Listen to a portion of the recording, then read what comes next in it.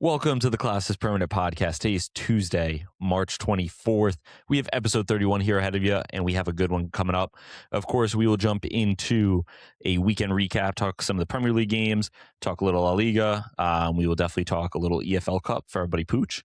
From there, we'll move into a Bracketology, and then we will get into the midweek preview, have some really good FIFA World Cup qualifying matches that we're excited to talk about. That being said, let's get into it. Away we go. Class is permanent! Hey, hey, hey, form is temporary! Alrighty, it's Tuesday. It's a great time to be alive. Weather's getting nicer. March Madness has, I think, been maddening. It's been good. A lot of upsets. But that being said, we have a lot of news here, and there's no one else on this planet I'd rather break it down with. A man that needs no intro. If you've been here since day one, if you've been here since episode 30, maybe you just got on board, you should know him. The man, the myth, the legend. Daniel Capucci Mama. Hey, how are you? Good, Pooch. Good energy to start. Funny enough, my dad today at dinner said, he said, "You doing the pod tonight?" I said, "Yeah, I do it every Monday night, 8 p.m. Tonight, actually, 8:15. He goes, "I'm just glad that last episode, Pooch asked how you're doing." So that's a real listener there. How are you, Pooch? Talk to us about your weekend. I want to kill myself. I'll probably rephrase that so we Yeah. could probably cut that part because I don't know if that's a good pod. I want to Good pod. Photoshop myself in Bin Laden's cave with Arteta, Kepa, and Gyökeres, and put that out everywhere. That's how I feel right now. That Carabao Cup game broke me. So Wow. Okay. We will definitely get into that. I have plenty to speak about there. we will. I'm sure But you you do asked too. how I was, and that's how I am. If Fair it enough. happened on a Saturday, I would be a much more happier boy. But I'm Just a about good boy 36 now. hours. I'm about 36 hours out from that game, so Understandable. still hurts. Mr. Owen, how are we? Owen's wearing glasses today, everybody. Wearing glasses today. I wanted to switch things up for Pooch and E, give him some fresh to look at. Yeah, I'm all right. I don't have anything crazy or provocative to say like Poochie did, but I'm feeling all right. It's a pleasure to see you boys. Good to know. Good to know that you can fully see us well with glasses. This means I'm the only guy on the pod without glasses, which means that God or the I don't big wear man. glasses. You wear I'm not wearing glasses glasses all the anymore. time. I You wore never glasses to wear the glasses. bar on Friday. Did I? You didn't actually on Friday, but we were in your apartment, and me and Owen spoke about the fact you wear glasses. We did. No, that's. I don't have glasses. That's crazy. Are you really that like embarrassed to wear glasses? Owen's doing it low-key to mog you. Owen put on glasses, just say like, I don't need these, but look at this, Pooch. I could just pull off the look. Ethan, real quick, I'm using one of my 2 timeouts right now. Yeah, timeout. 25 years old, man. Can't be using the word mog. 25, bro. You're 25, man. Don't be using that word mog. I'll use whatever words I like, Mr. Capucci. Mm. Anyway, me and Pooch had a good time on Friday night. We played a lot of darts. Some guy called And me it the was fun. Cyclone. It was a very good time. Some Yeah. guy called me the Cyclone. Pooch ended up yelling out as he called me the Cyclone. Pooch yelled out Coney Island, and that just set that man off. He was very excited to hear about Coney Island. It did, Like actually. very excited. He comes over, we're playing darts. I'm not very good at using real technique. So I start like throwing it like a football, essentially, like a little sidearm. And the guy comes over and very drunk, gave off like SEC vibes, like kind of drunk, like Yeah. very bland white dude. And he's just like, "You're the fucking Cyclone, man. You're the Cyclone." Which for the next probably hour and a half, I just kept saying and referring to myself as the Cyclone in third person. Pooch then just all of a sudden yells out, "Coney Island." And he just decided, he just loved that. He was just dying laughing, Yeah. dapping people up. Let's not forget his friend too. I don't think you were in this conversation. His friend also walked over, and I was wearing an LSU hat, and Roman was wearing an LSU polo. And he said, "You guys go to LSU?" And immediately I said, "Yeah, 4 years." And I just gave 4 random years that I went there. He was like, "Oh my God, I think we overlapped. I went to Tulane." And he looked at Roman wearing the polo and he goes, "How about you?" Before Roman could say anything, I said, Nah, he's my buddy. He visited me a bunch, though. He loves New Orleans. Roman notoriously did not love New Orleans. Yeah, he wasn't a fan. So Roman then, as we're playing darts, I just go into the corner and watch because that's what I do. Roman then had a 5-minute conversation with this guy about cool things to do in New Orleans and what they loved about it. And it was amazing. It was a great watch, better than any TV show. Yeah, I was not. I overheard some of that conversation. Let's just say the dude's views on New Orleans. I just kind of was like, all right, time to walk away. Yeah. Yeah, and then Pooch actually, I'm going to use the word mogged again because I'm not scared of using the word like or mogged. What Pooch was calling an emo girl mogged him, where she was giving out raccoon stickers, and Pooch misidentified them as cats, and apparently got yelled at in the bar. Yep. You want to explain that, or Yeah. was that pretty good? Yeah, I mean, they just asked for the seats because we were getting up and going to play darts. And she said, "Hey, can we sit here?" And I was like, "Yeah, I'm just getting a beer and then I'm going over to play darts." And she goes, "Wow, thank you." Actually, she didn't say thank you. She said, "Good boy." And I said immediately, "I hate that." It's crazy. And it got a chuckle out of everybody. And then she goes, "Do you want a sticker?" And I said, not really, but what do you have? And she had a full roll about the size Yeah. of a Shaquille O'Neal hand of Yeah, stickers, she had way too many stickers.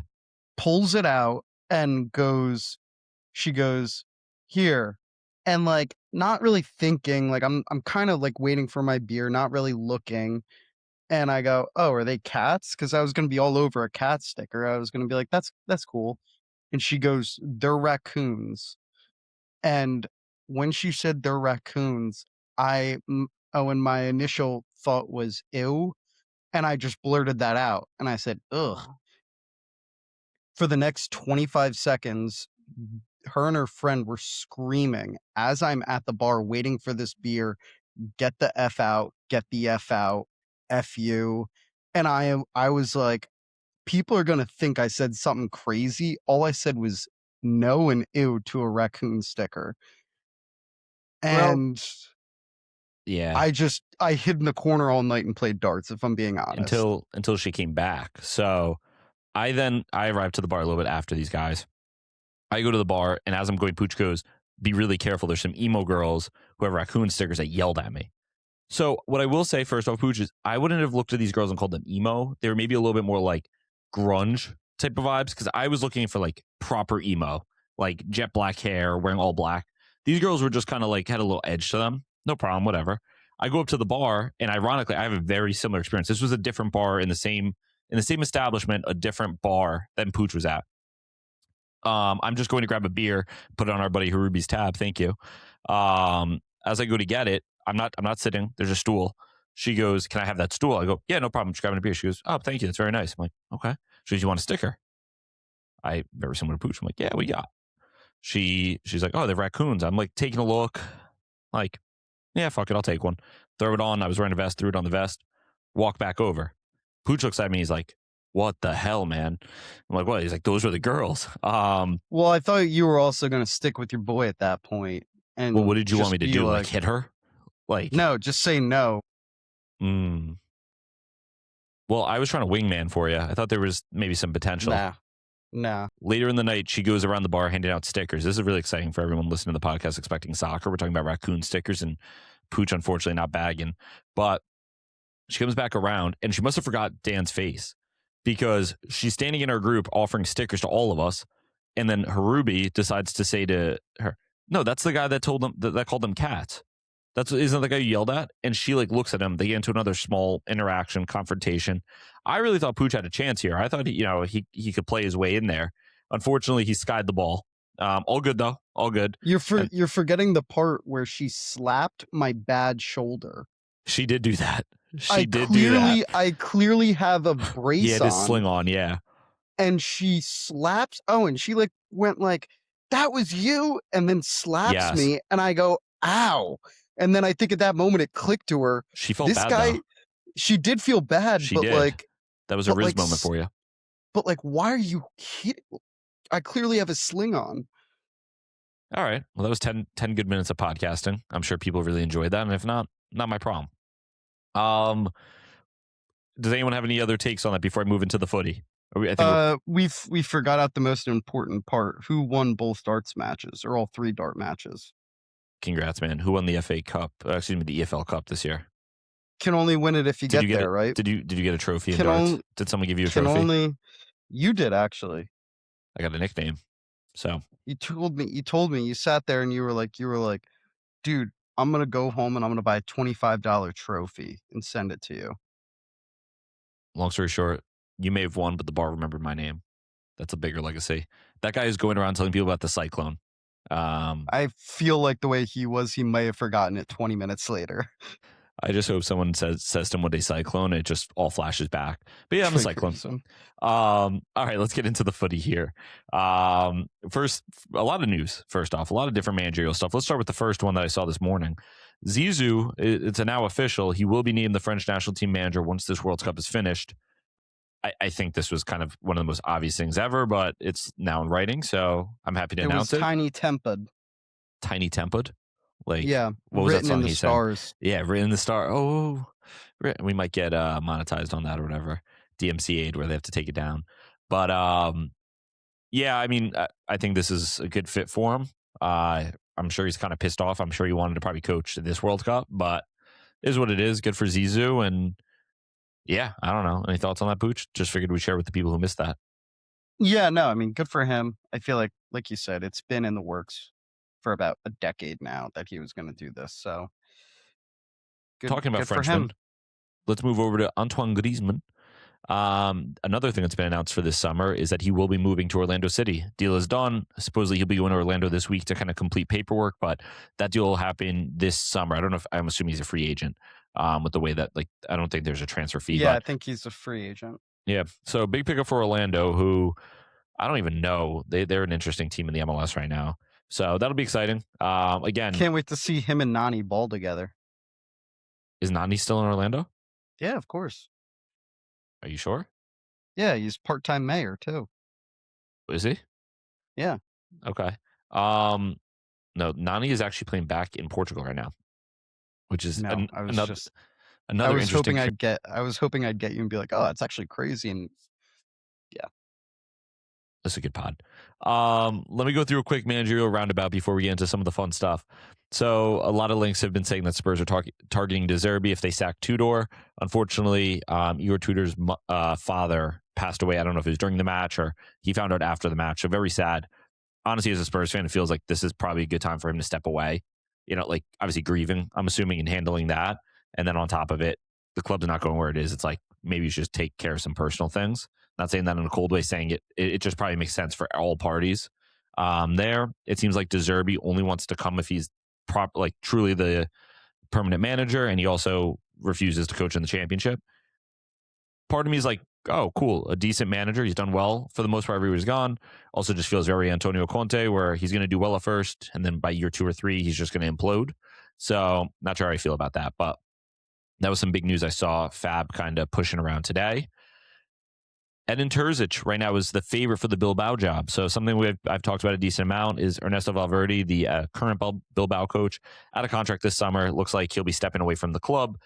And Edin Terzic seems to be the favorite. Not only the favorite, it seems like he is the one that is the most interested in the job. Terzic was the former Dortmund manager who I think took them. Did he take them to a Champions League final? yeah, I think. Yeah.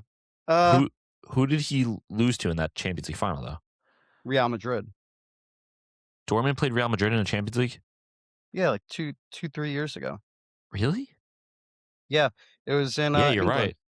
You're totally right. I know. Was this I'm a right. Benzema one? No. 24? No. Yeah, he was the manager. It was the Jude one where Jude scored and did like the open arms. Gotcha. Where assisted. he did the Messi. He did something. Yeah, he assisted. Yeah, Carlo and Vinny. Yeah.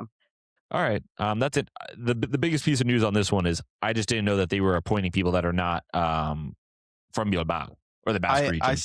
I still think it's going to go to Areolas. I would agree with you other than the fact that I don't know why I'm seeing credible sources for like, why not? I don't know. The only thing with him is that for a manager like him in the Prem, who's already probably been handicapped a bit with transfers, like that would really piss me off. Like you're trying to go to the next level and probably having to go to a club where you can't really make transfers outside But of this is the next level, especially if they um make La Liga. what? Or sorry, Champions Oh, League sorry. I in was La like, Liga. Sorry. Yeah, no.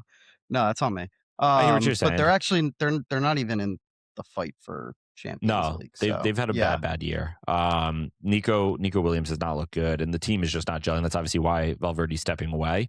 But it's just the Terzic thing is just a very weird appointment for me. For a club that is so rooted in where they're from and all that, just kind of a weird appointment to go and find like some random German dude. I know he's been linked with Spurs in the past and some of the other clubs, but I don't know. Good for him, I guess. I guess we'll follow that. And then Fabian Hertzler, potentially to Leverkusen. So, like, first off, when you start seeing like, if this team sacks this coach, they're going to appoint this guy. Like when Fab starts doing that, the team is going to sack that manager. Like, Yeah. I mean, I guess there's a chance if the manager goes and from that day forward wins out every single game that he doesn't get sacked. But that's essentially the club like soft launching, like, hey, just so you know, we're I firing don't our think manager. Leverkusen is that bad. I mean, they looked good against Arsenal. Yeah. So, I mean, they're in sixth, but they have a shot. They're 4 points behind Leipzig for Champions League. So I guess they're probably thinking like he gives us the best shot, but Yeah. I don't still, know. I I was about to don't say, know. I don't know. Like, yeah, it seems like he's done an okay job there. I don't know what their expectations are at this point. If they expect to be like a top 3 team in Germany, which I can understand having that expectation, but it's also, you know, that team that did win the Bundesliga has been completely dismantled. I mean, who's even still Mhm. there? Grimaldo, Yeah, I think Tapsoba, Grimaldo. To be fair, they have a really young striker that looked amazing Kofane or whatever. against. Yeah, He's a he decent looks player. really good. I'm trying to look at their team. They have Patrick Schick, Malik Tillman's decent. Yeah, Tillman's been really Um, good for them this year. Ezekiel Palacios, the Yeah, Argentinian. he'll probably leave this summer. Jarell Kwanzaa, Who? Andrich, Jarell Kucherel? Kwanzaa, Oh, Jarell Kwanzaa. sorry. I think you said Kucherel Kwanzaa. I was like, who the hell is that? No, Yes, no, no, no, no.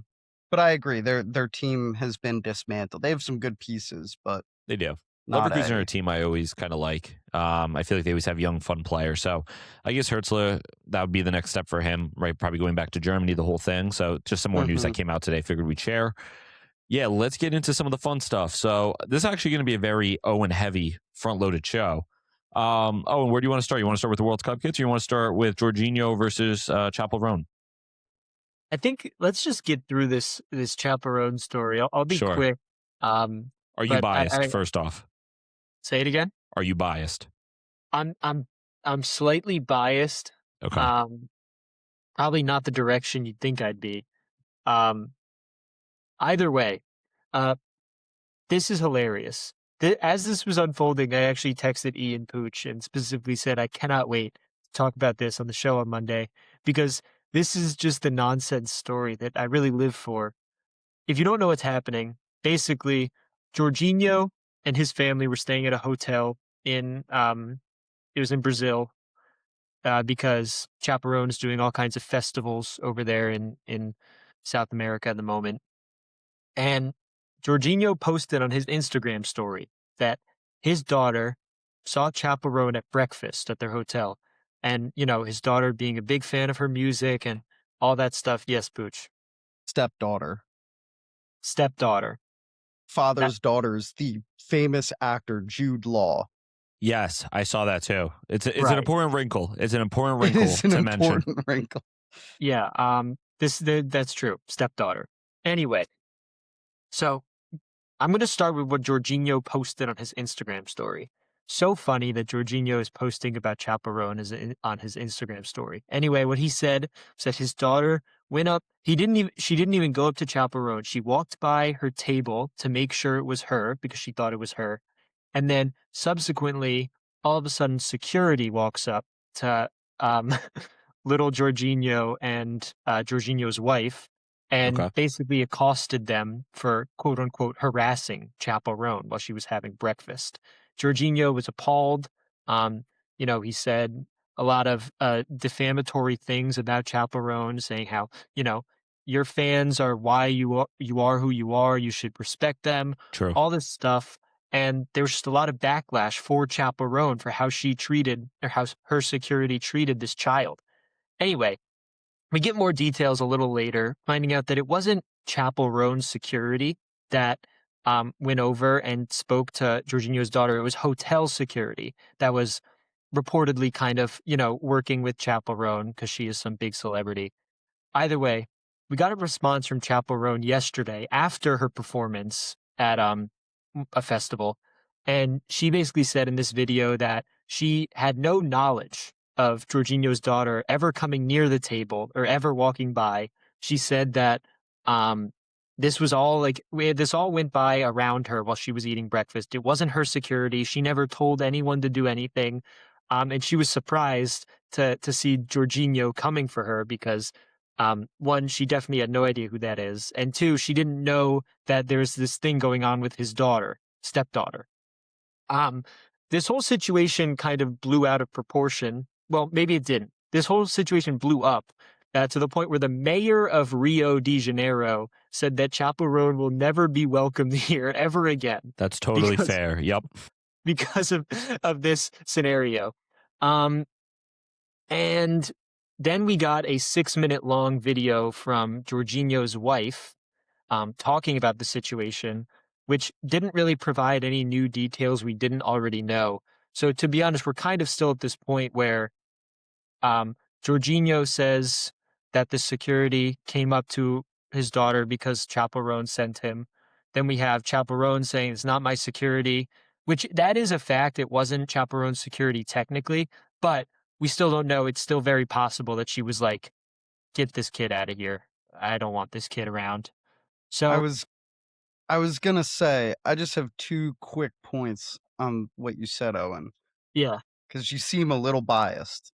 My 2 quick points were, 1, don't you think even if it wasn't her security, that somebody from her security team or her gave those orders yeah, to that's the what hotel security?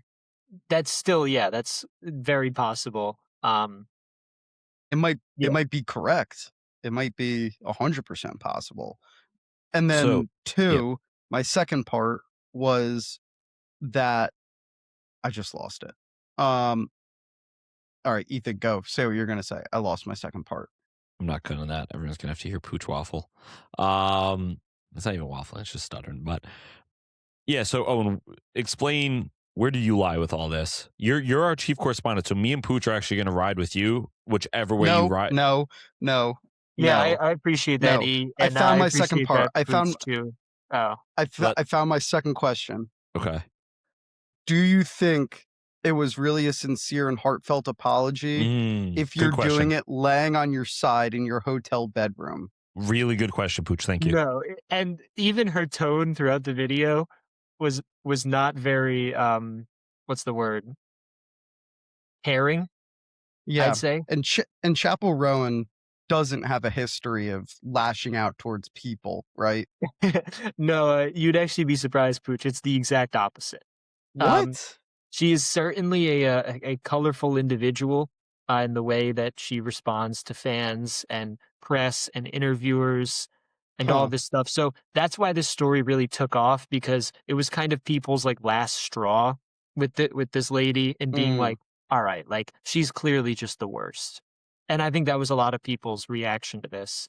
That being said, the daughter's mother, that video was just as insincere sounding. She kind of mixes up her story a couple times in that 6-minute video. Wow.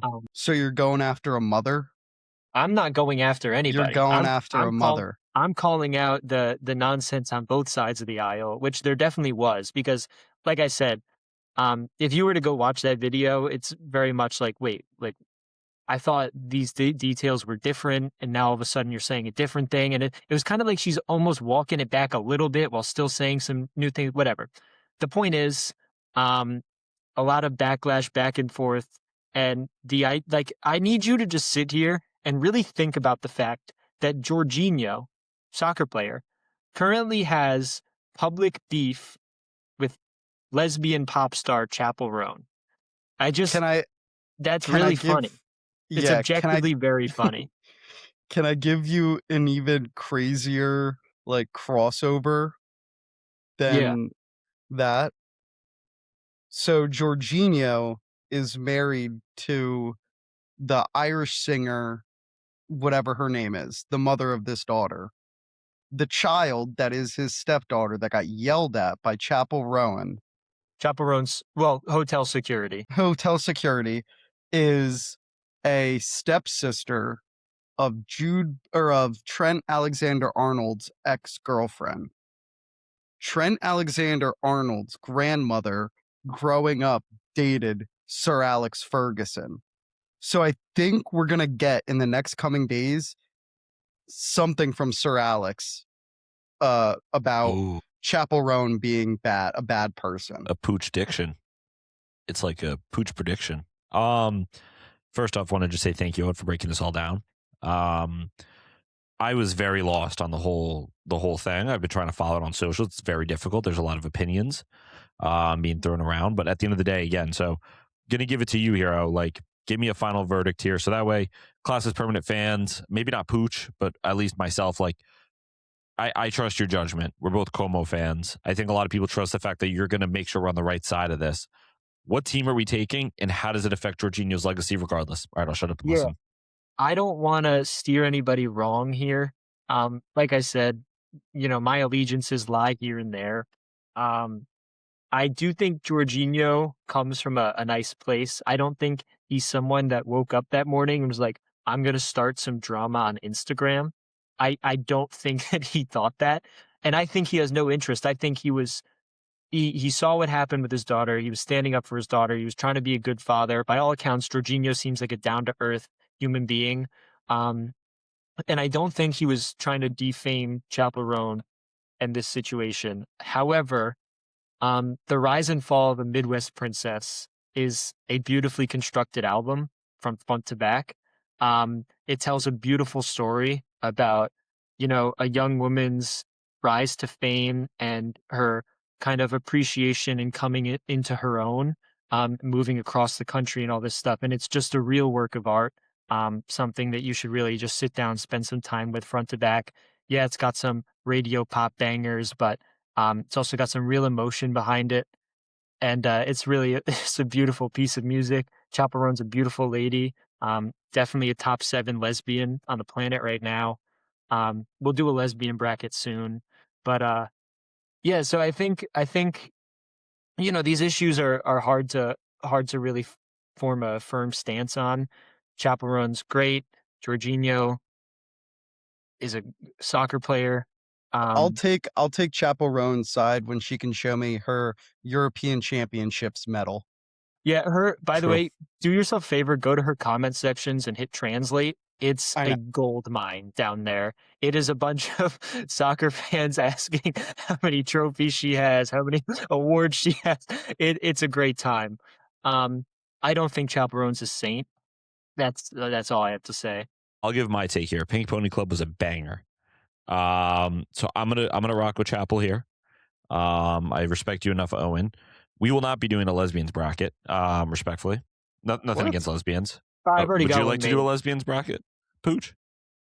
I think the summertime we're gonna have a lot of time on our hands. All right. Maybe we could do a Okay. lesbian soccer player bracket.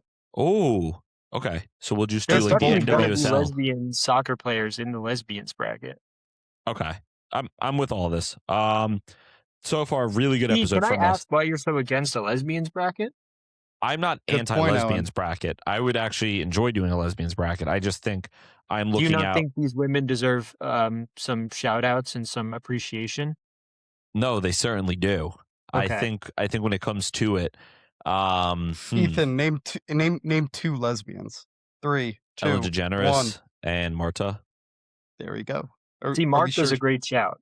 Okay. which is a wonderful shot. Ellen DeGeneres not making my bracket, by the way. Not a great shout. Not top Not a 16. great Not a shout. nice person. But all right. Really good podcast so far, fellas. First 30 minutes, the soccer has been minimal, which is why everyone, our viewership, for those that don't know, has gone from about 20 listeners to about 10. So of the 10 of you, which 3 of us are in the room, you guys come for soccer, and we have not talked about that. So You're welcome. Let's move into something else that Owen could talk about, and I guess all of us. So the World Cup kits, I think essentially all of them have officially dropped. Nike's dropped, Adidas dropped, Puma dropped. I don't know if I'm missing any other manufacturers, but all the big ones have dropped. And I'm going to be honest. Initially, I was like, there's no way Adidas can be top. This is their World Cup. I do still think they have the edge. The Spain kit, the Japan kit. I think the Belgium kit was really, really nice. I'm talking about the away kits primarily. The home kits, I'm sure, are too, but I haven't looked at them. Nike did drop some bangers, and I know bangers. With the Nike away kits, that's kind of what I'm referring to right now. First off, the Uruguay away kit I thought was incredible. I think the France home kit is nice. The US kits are all right. I think better. They were better in theory. But yeah, I mean, before we go to Owen, because I'm sure Owen's going to have his full ratings ready to go. Let me kick it to Pooch. Pooch, what have you noticed in the kits? Which ones are you eyeing up to purchase yourself? Yeah, Yeah, I really like all the Adidas kits. I like Yeah. kind of that retro feel. The Spain kit was glorious. Thank you. Good word, Pooch. I Very good word. Thank you. I think the Mexico kit was actually good, but I won't Home or say away? that on air. I won't say that on air because I'm a USA fan. Fair So I enough. won't say that.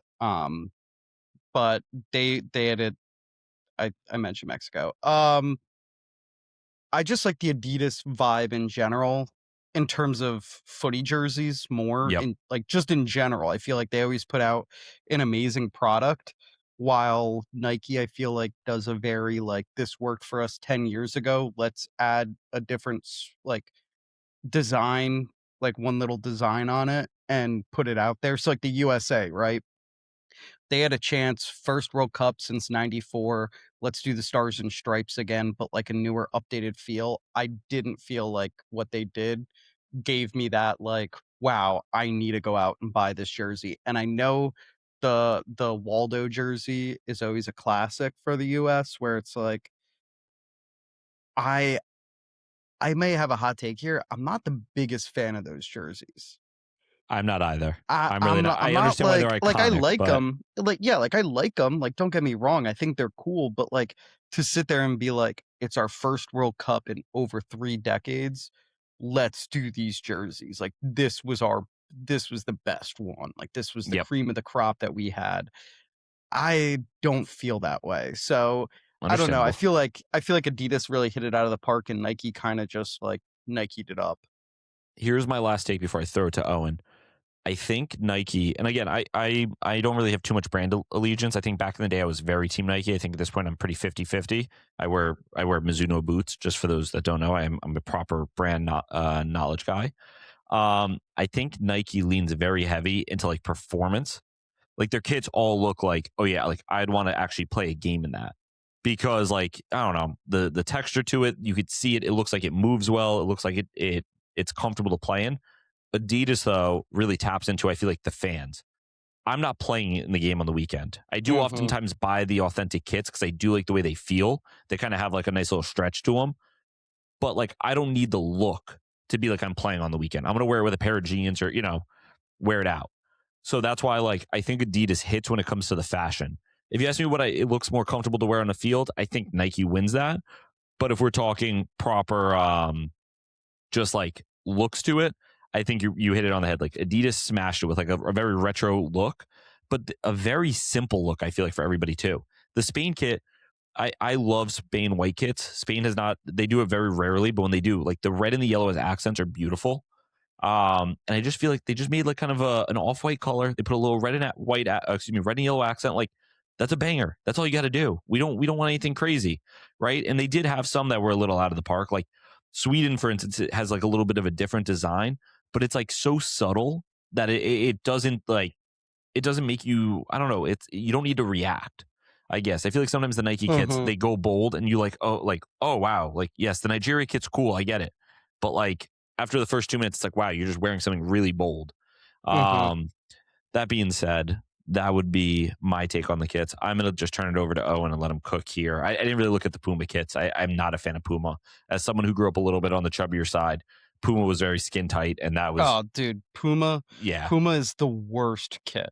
And Easily. I would Easily. stand on business on that. If the Puma CEO, if we ever got him to do an interview with us, Yep. I would say to his face, "You create the worst kits ever." Fair enough. With that being said, I'm not Owens is gonna. I don't. For time's sake, I'm not gonna get into this. For the record, I wear Puma boots. By the way, do with that what you will. I quite like Puma. I also have a bunch of pairs of Puma shoes. Their soccer Okay. kits most of the time are terrible, but the brand itself I'm okay with, but it's the kits just the they dropped soccer this year, jerseys. I'm very fond of. Specifically Ghana's kits are gorgeous. They look awesome. The rest of the Pumas are pretty standard. I like Chechnyas, but moving on from Puma, in terms of Nike, maybe a bit of a hot take here, maybe not. I hate nearly every single one of these Nike kits. Wow. I hate the photo shoot they did with them. They look like they're like plastic and like made of tissue paper. The way they have these kits splayed out on their website. I just hate that. Yeah. I don't love USA's kit. The only kits I really like, and I think they really nailed, were France home and away. Okay. Collar's The beautiful. And The away is interesting for France because they went with Eiffel Tower. Statue of Liberty. I think it looks really cool, and I think the way they did like a copper Nike logo and French badge looks cool. But beyond that, Nike just has not been speaking to me in the last like 4 years, maybe 6 years. They just seem to try and do cool and unique things that are like, like kind of like futuristic and maximalist. And it most of the time doesn't work for me, and it hasn't worked for a long time. Whereas I think I like every single one of the Adidas kits they dropped. Some highlights for me: Argentina, that away kit is stunning. I think one of the coolest kits they could have made for a team with expectations that, couldn't be any higher. Awesome. Belgium, you mentioned, that's probably one I'm going to buy. Even the more simpler ones, Greece looks good. Italy looks good. You mentioned Spain, that might be top 3 for me. That Spain kit is awesome. Curacao, I mean, no reason for Curacao to have a kit like they do, but it's just phenomenal. Yep. They've got a really nice Scotland kit, a really nice Algeria kit, a really nice what's this other one? I forget who it is. Japan always has a good one. South Africa. Africa's got a really nice one. Yeah, I think I literally think every single one is good. Unfortunately, the one I like the least is Ukraine. So sorry to y'all over there. Damn. Understandable. Yeah. Ukraine is very. Here's the thing: if I was Ukrainian, though, I feel like they did a really good job of like showing like the culture kind of in that jersey. It feels very Ukrainian. I think that's what they've done really well with all these jerseys. Is not only is the aesthetic cool, they really do feel like they're from that country. I think Nike just leaned into more of like for instance, like Norway's always going to have like kind of the flag type look on the shirt. Like I think Adidas would have found a way to do it without just putting the flag on the shirt. Yeah. Now, there's also what I will say is, like the nations also have their own say in it. So like when they're making it, there is a lot of just kind of handed off to Nike, Adidas, Puma, whatever. But I remember with my time at NYCFC, like they were making kits 3 to 4 years out in advance. And so NYCFC would say, this year is this is the symbolism, come up with 3 kits. And Adidas would say, we're going to come up with 3 kits and you have to pick from them. And then we could tweak on that. So it wasn't so much like they're sitting in a room every day talking about the jersey. It's kind of like, these are 3 ideas. Which one do you want to go with? I'm sure if you really hate all 3, they'll go back to the drawing board. But a lot of it really is on the companies. But there is some feedback where Norway might be like, yeah, we only want to do the Norway flag. And so Nike's like, all right, I guess I just have to do this again. But, and I agree with you. I think the point you made about Nike, it's like, it just feels like they're going always for performance. The shirts, what's it called? The marketing is always the players, like, and I get it. They're athletes. That's what the point of the shirt is. It's like them shooting the ball. It says like the hunt. It's very like performance. It feels very like when they were doing Hypervenom, and now they've been doing the stuff with like Holland. I don't know what his boot is called anymore. I don't know all the names, but like where it's kind of like a monster, and it feels like everything's very performance based. Adidas, all their photo shoots were like just the players wearing them with like jeans tucked in, like fashionable, which teach your own, right? Like, I guess I understand what Nike's doing. Nike's like, well, we're a performance company. That's what we're doing. These are performance jerseys. And Adidas kind of leaned into the fan factor. So I get it there. I am going to have a hard time. I'm going to have to buy a few. I need to buy that Argentina away. I mean, I'm rooting for Spain with everything in me, but that needs to be in the rotation. The Spain away, I was going to buy the Spain home, like no questions. The Spain away is now 1,000% in the rotation. Need to wait to see. Here's the Ethan tidbit. In fact, I would wait before you purchase your kit to see what players are actually on the roster and what numbers they get. Because, for instance, Spain right now has Lamine Yamal wearing 19. I assume he'll probably keep that because Danny Olmo wears 10 and he'll be called up. But Pedri wears 20. If Pedri switches to 8 for this World Cup, I don't want to be wearing a Pedri 20 kit and he's wearing 8 on the field. Doesn't really matter. That's my little tidbit. The people that got done the worst was Adidas through Adidas Chile. Didn't qualify for the World Cup. Those kits are insane. Yeah. Insane. And the worst part is I'm sure a lot of Chileans will buy it. I might even buy it. But it's one of those things that, like, it always brings you a little heartbreak. Like, damn, we didn't even get to wear these. You know, they're just kind of like, I don't know. That was talking kit.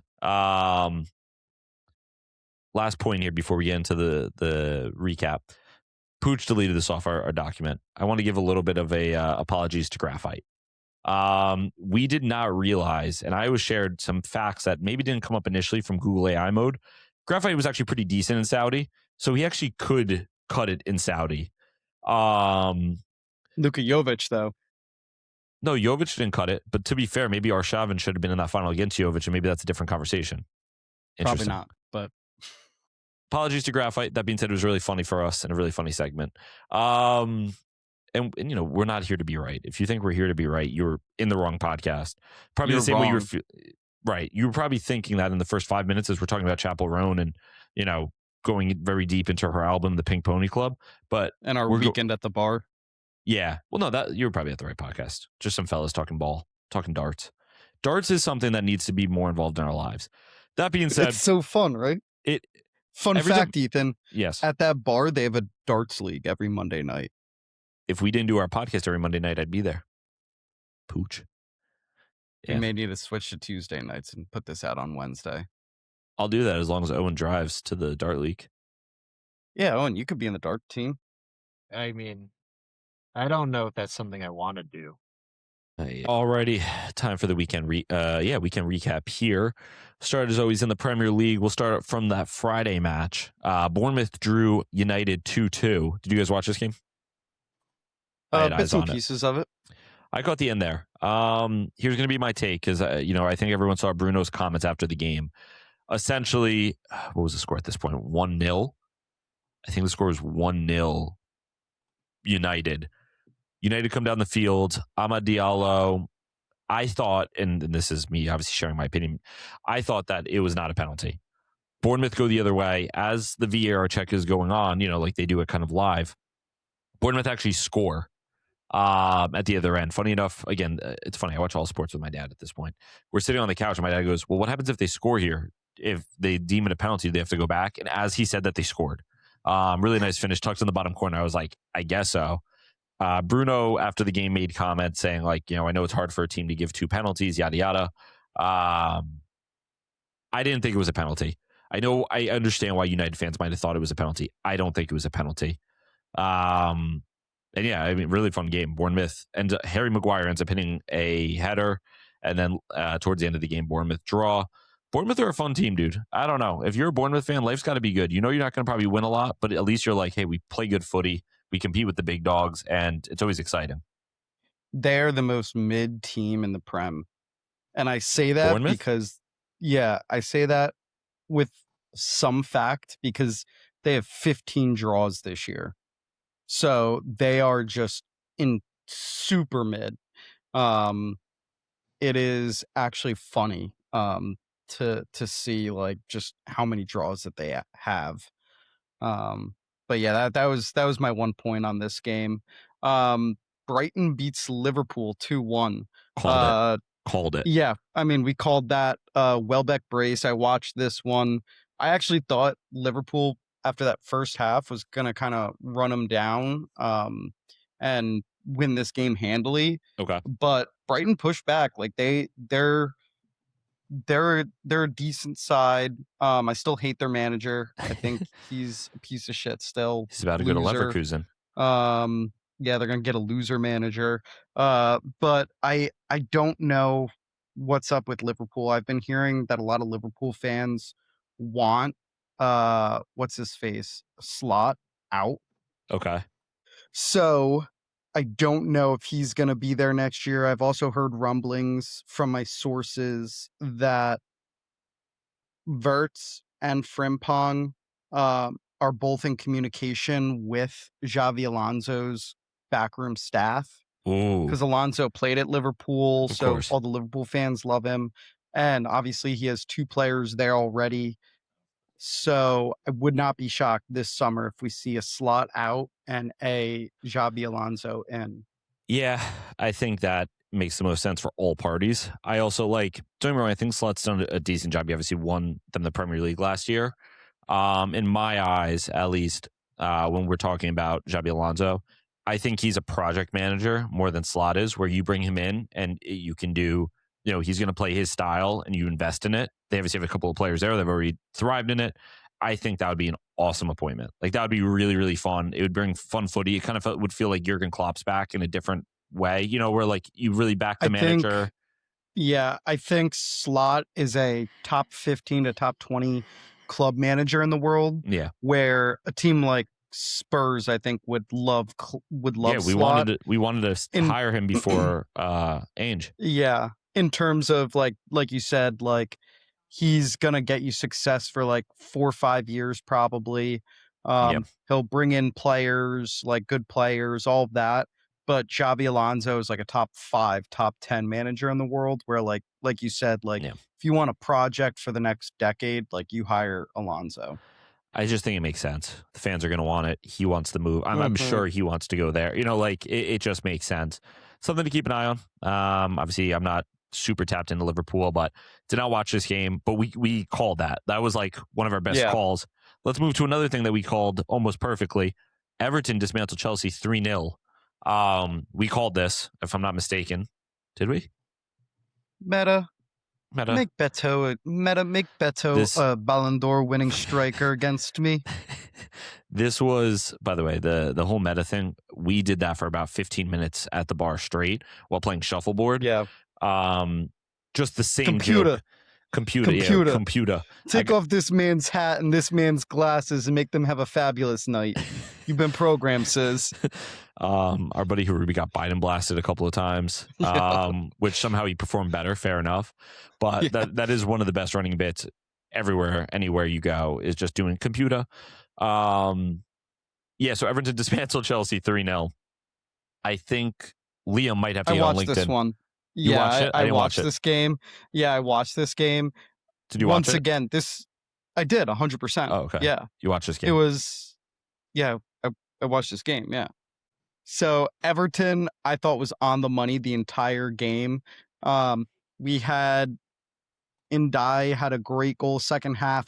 Beto, like I just joked, one of the worst strikers. I mean, without a Everton could doubt. probably no joke, would be in the Champions League fight right now if they just had one semi-capable striker. They have a striker rotation of him and Tierno Barry. I think both are like statistically 2 of the worst strikers the Premier League's seen in like the last decade. So the fact that they let Beto put 2 on their head shows just how bad that Chelsea defense is.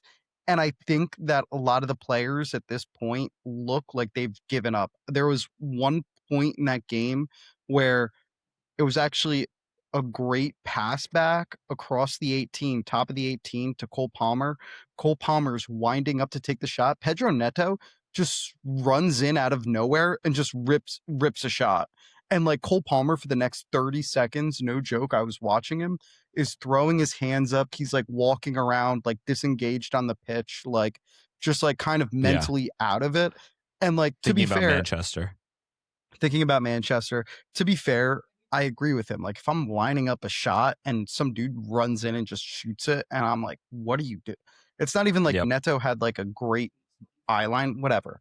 But I do think this Chelsea team, why I know Enzo Fernandez has come out in the media and said it, like why are we getting rid of a guy that just won us a Club World Cup like a few months ago for like basically a nobody? Um, I Yeah. I don't know what they don't seem to properly know how to run a football club. Yeah, it's just it's funny because when you talk to Chelsea fans, it's a lot of like not in the same way similar to Barca fans, but you learn thing about football economics when you talk to Chelsea fans the same way you learn about it as a Barca fan. As a Barca fan, I understand these rules and regulations in Spanish labor law better than anybody because you have to learn it. And I feel like with Chelsea fans, I've learned all about amortization. I have a business degree, by the way. I've learned all about I can't speak. I don't know how to say it. Ooh, Amarantization. thank you. Yes, what Pooch Yeah. just said. For that's a rare one. That's a gem right there. Mhm. And like all these rules. I don't know, man. Chelsea, their players are just so unlikable to me. And I feel so bad. I Like agree. Like I Garnacho is just unlikable. Neto, unlikable. I don't like. Um, Liam Delap, I think, is Liam delusional because people Mm. think that he's actually good. Yeah, I mean, it sucks too because they've sent a couple of players that I did like. Like I remember Malo Gusto. I think at one point Barca was linked to him when we were trying to figure out a right back, and I was like, kind of like, oh, he seems like a good player. He is a decent player, but the second he puts on that jersey, I just dislike him. Joel Mhm. Hato was someone I loved for Spurs this summer. The same thing as Hincapié because they both play like left back, left center back. It just makes it very difficult. Robert Sanchez is ass. This dude is hot ass, mega ass. Him and Vicario, two cheeks of the same ass. Listen, man, I guess you could say that, but I will tell you something. Vicario doesn't always make like the mistakes Sanchez does. Vicario just plays a style of goalkeeper. He is like if Manuel Neuer had like a quarter of his brain. It's like he's still kind of doing the same thing, but it's just not doing it well. He's got the idea though. Yeah. Vicario also, what I will say, from what we learned, he's actually playing with a hernia. He's gonna hernia. He's gonna have surgery on. So a lot of Spurs fans have actually given him respect back because he's actually playing like very injured. Every time he kicks the ball, he's been grimacing, and fans have noticed that before the news came out. So I have a little more respect for him. Hey, Still hand ass. up. I have maybe a solution. Sure. If you guys are playing with a guy that is grimacing after kicking a ball in Yeah. net, maybe put the backup in. Well, we tried, Pooch. You guys, in the you guys Champions aren't League, we winning. did. You guys aren't winning with the starting guy that's pulled something. You might Did we as well win put with the guy backup in. in the Champions League? Atletico Madrid is not Nottingham Forest. Would we have won the game in the Champions League if the backup didn't play those 15 minutes? We'll We never gave know. up 3 goals. We'll never know. Yeah, it is what it is. Spurs are going to buy a new. Vicario is going to enter this summer, and I think Spurs are going to buy a new goalkeeper, so it'll be fine. I think you guys will get like Sam Johnston or something. We've been heavily linked with Sam Johnson, so stop fucking around. Now the big one is Trafford. That's someone we should have just bought instead of City, but whatever. Yeah, like I said, I think Liam though, like actually might have to hit LinkedIn, but again, Yeah. I don't think it's fully his fault. Why would he No, not have taken this job? I don't really think it's his fault at all. Like it's his fault on a day-to-day basis, Of course. but I also think when your players are coming up with things like respecting the ball and Yeah. going third grade, let's put our hands in. I don't know if you saw this before the game. I didn't see the They hands in. I all- know about the respecting the they- ball though, yeah. Like they all huddle up anyway. And then as they're huddling up, they all put their hands in like it's third grade peewee and they all like do that. And I'm like, what are we doing here? You guys are getting paid millions to do that. It's like the Jalen Hurts clip with Sirianni and Yeah. what is it? All of the stars or whatever. What's that song by Kendrick's playing in the background? Because there's the night and Jalen Hurts like, we'll be back. We'll be back. Yeah. It's the same thing. It's like, you better hope you make the Super Bowl because if not, that is the cringiest clip of all time. Like you've just set yourself up. Some of these guys have horrible awareness. I guess you kind of have to be able to set up a fire moment. Like Postecoglou, if like we just did horrible last year and lost, he never would have had that moment. You know, oh, he's winning my second year. So it would have probably been a bad look, but I don't know. There's something just about having aura. Liam, I think, will go somewhere though, and is going to be like wildly successful. Just in the sense, like he's going to go to, I don't know. I feel like I kind of fuck with him. I kind of rock with. I know like everyone makes fun of him, but I kind of rock with his vibe. I feel like from what I've heard him speak, he's a little try hard, but he's kind of got the idea of like what you want as a manager. I got the perfect career path for Don't say Mr. Tottenham. LinkedIn Liam. Don't say Tottenham. No, I wasn't going to. Okay. I was gonna say, I think Coventry City get promoted next year. Ooh. So they're going They to sack then the get- manager who did it? No, because it's Frank Lampard. So Frank Right. Lampard will stay. They'll get relegated. It'll be like Vincent Kompany going to Bayern. Lampard will find a steady Premier League job because Chelsea. Maybe Chelsea. Chelsea will be available. But that Coventry team, when they go back down into the championship after a year, Liam will come in. He'll Right. get them back up, re-promoted. He'll keep them up for 2 seasons. After that, he will then go to Bournemouth. He'll be at Bournemouth for 3 years. After that, he'll go to Man United. He'll win 3 FA Cups, 1 Carabao Cup in the span of 5 years there because he has Cole Palmer on his team. Another Pooch fan fiction for you guys. Mhm. All right, let's talk Tyne-Wear Derby. Newcastle falls to Sunderland 2-1. So this is after a Brian Broby. Broby? How do you say it? Broby, right? 90th minute winner. Sunderland are now 11 straight league derby wins against Newcastle. I don't know. I didn't do the fact checking to see what, like, when they've met an FA Cup, EFL Cup, whatever, but 11 straight league derby wins is absurd, especially because they obviously didn't play each other for a while. Yeah, I like the Tyne-Wear Derby. It's fun. Newcastle are the most confusing team on this planet to me. And Ethan, how many times have I told you? And Sunderland are too. I know, but how many times have I told you this since this podcast started? They're all midfield. They have no attack. They have no defense. They're just a midfield. Yeah. And when you only have one of, I don't think Tonali or Bruno G played. I'm not sure if they I think did. both are hurt. I think it was just Joe Linton, who's a shite footballer anyway. Joe Linton is just he could play linebacker in the NFL. That's like what he does. That's all he does. Yeah. So I don't know. I think one of their issues stems from Dan Burns starting at center back. He looks like he should be England's starting left back when he plays there for Newcastle. Yeah. But then at center back, he's just way too slow. Yep. Like at this age and height. I also found out he only has 4 fingers on one of his hands. Wait, I what? never noticed that. Yeah, I think it was either as a kid or a teenager. He was hopping a fence and it was an adult because of his wedding ring. No, he's 13. Really? A ring he was wearing caught on a spike, causing the amputation of his right ring finger. Yeah, it was a ring. I thought he was married because I heard ring. Understandable. But no, yeah. So he had to get his finger amputated, which is crazy to me because I never noticed that before. But Okay. yeah, no, I think that team is they just are super injured right now.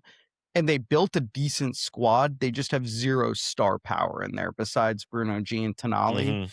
And when both of those 2 guys are out, it's just like a middling Premier League team, which throughout the season we've seen that's what they've been.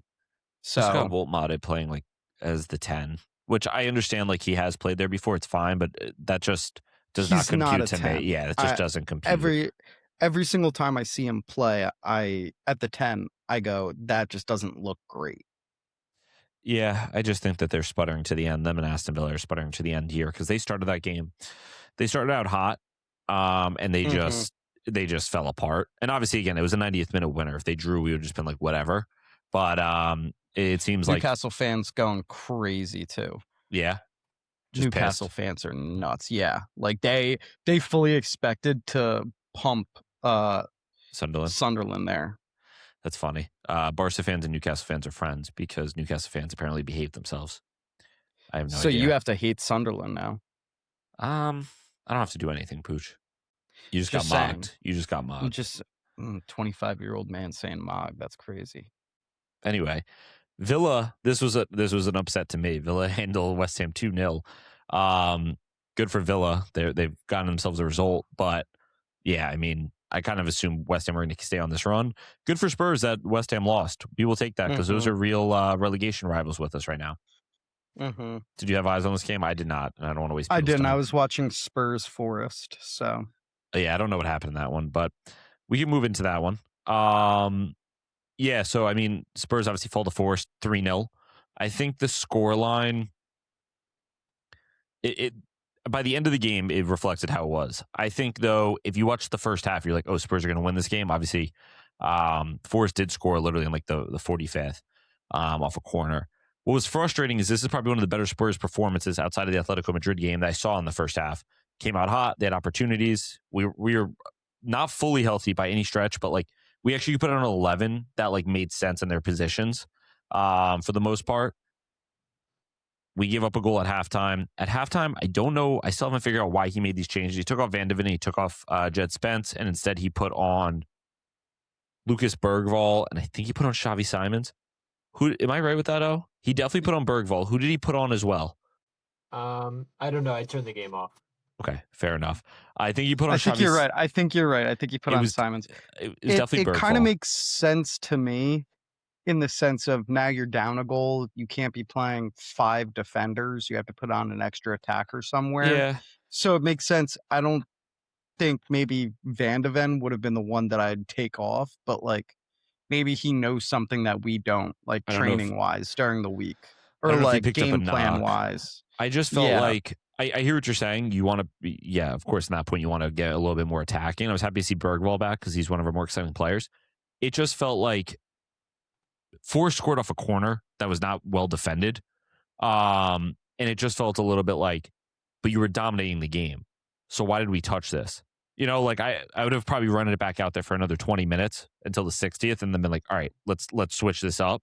Yeah, I just think after that goal, that second half, you guys like look like you were going to lose. And that's not a great sign if you're trying not to get relegated, is seeing your team basically give up. And like, I get it. People are playing for like individuals now, not so much the team, like the club. A lot of the guys that played, if you guys get relegated, aren't even going to be on the club next year. So it's like, but my point being is, it looked like in that second half, people were playing for themselves instead of the team. A lot of more individual play, a lot more of like, let me get this shot off or let me make this incredible pass instead of playing an easy pass, playing an easy 1-2. And with that, the breakdown happened where then Forrest was able to go and attack and score 2 extra to put the tie away. What's funny is in the first half, I really was like, all right, now that we're a little bit more healthy, we're looking a little bit better. And yeah, the second half, Forrest we didn't make it hard on them at all. They were just kind of like, all right, we're just going to play basic footy, which most teams do. We make really bad teams just play like the simplest form of footy. That being said, a couple of players for Spurs that I have a lot of respect for. Archie Gray, the kid has stepped up again, 19 years old or 20 years old, I think at this point. Like he looks terrific. He is every bit of gem that we thought he was.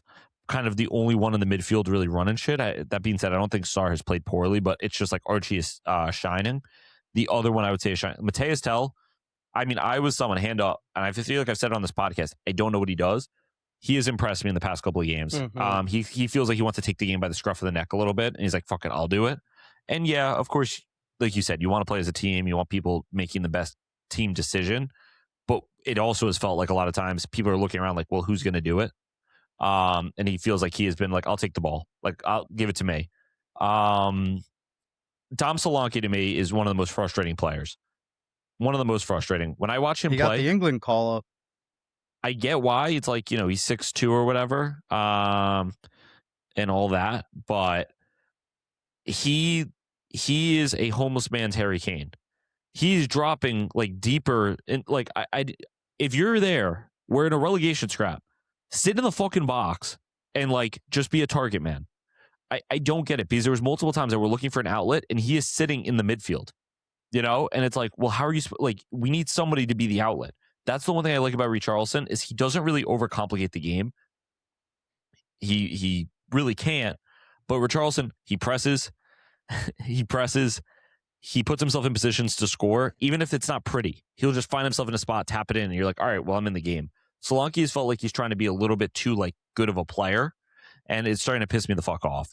Other than that, I'm not going to go. I do this every episode.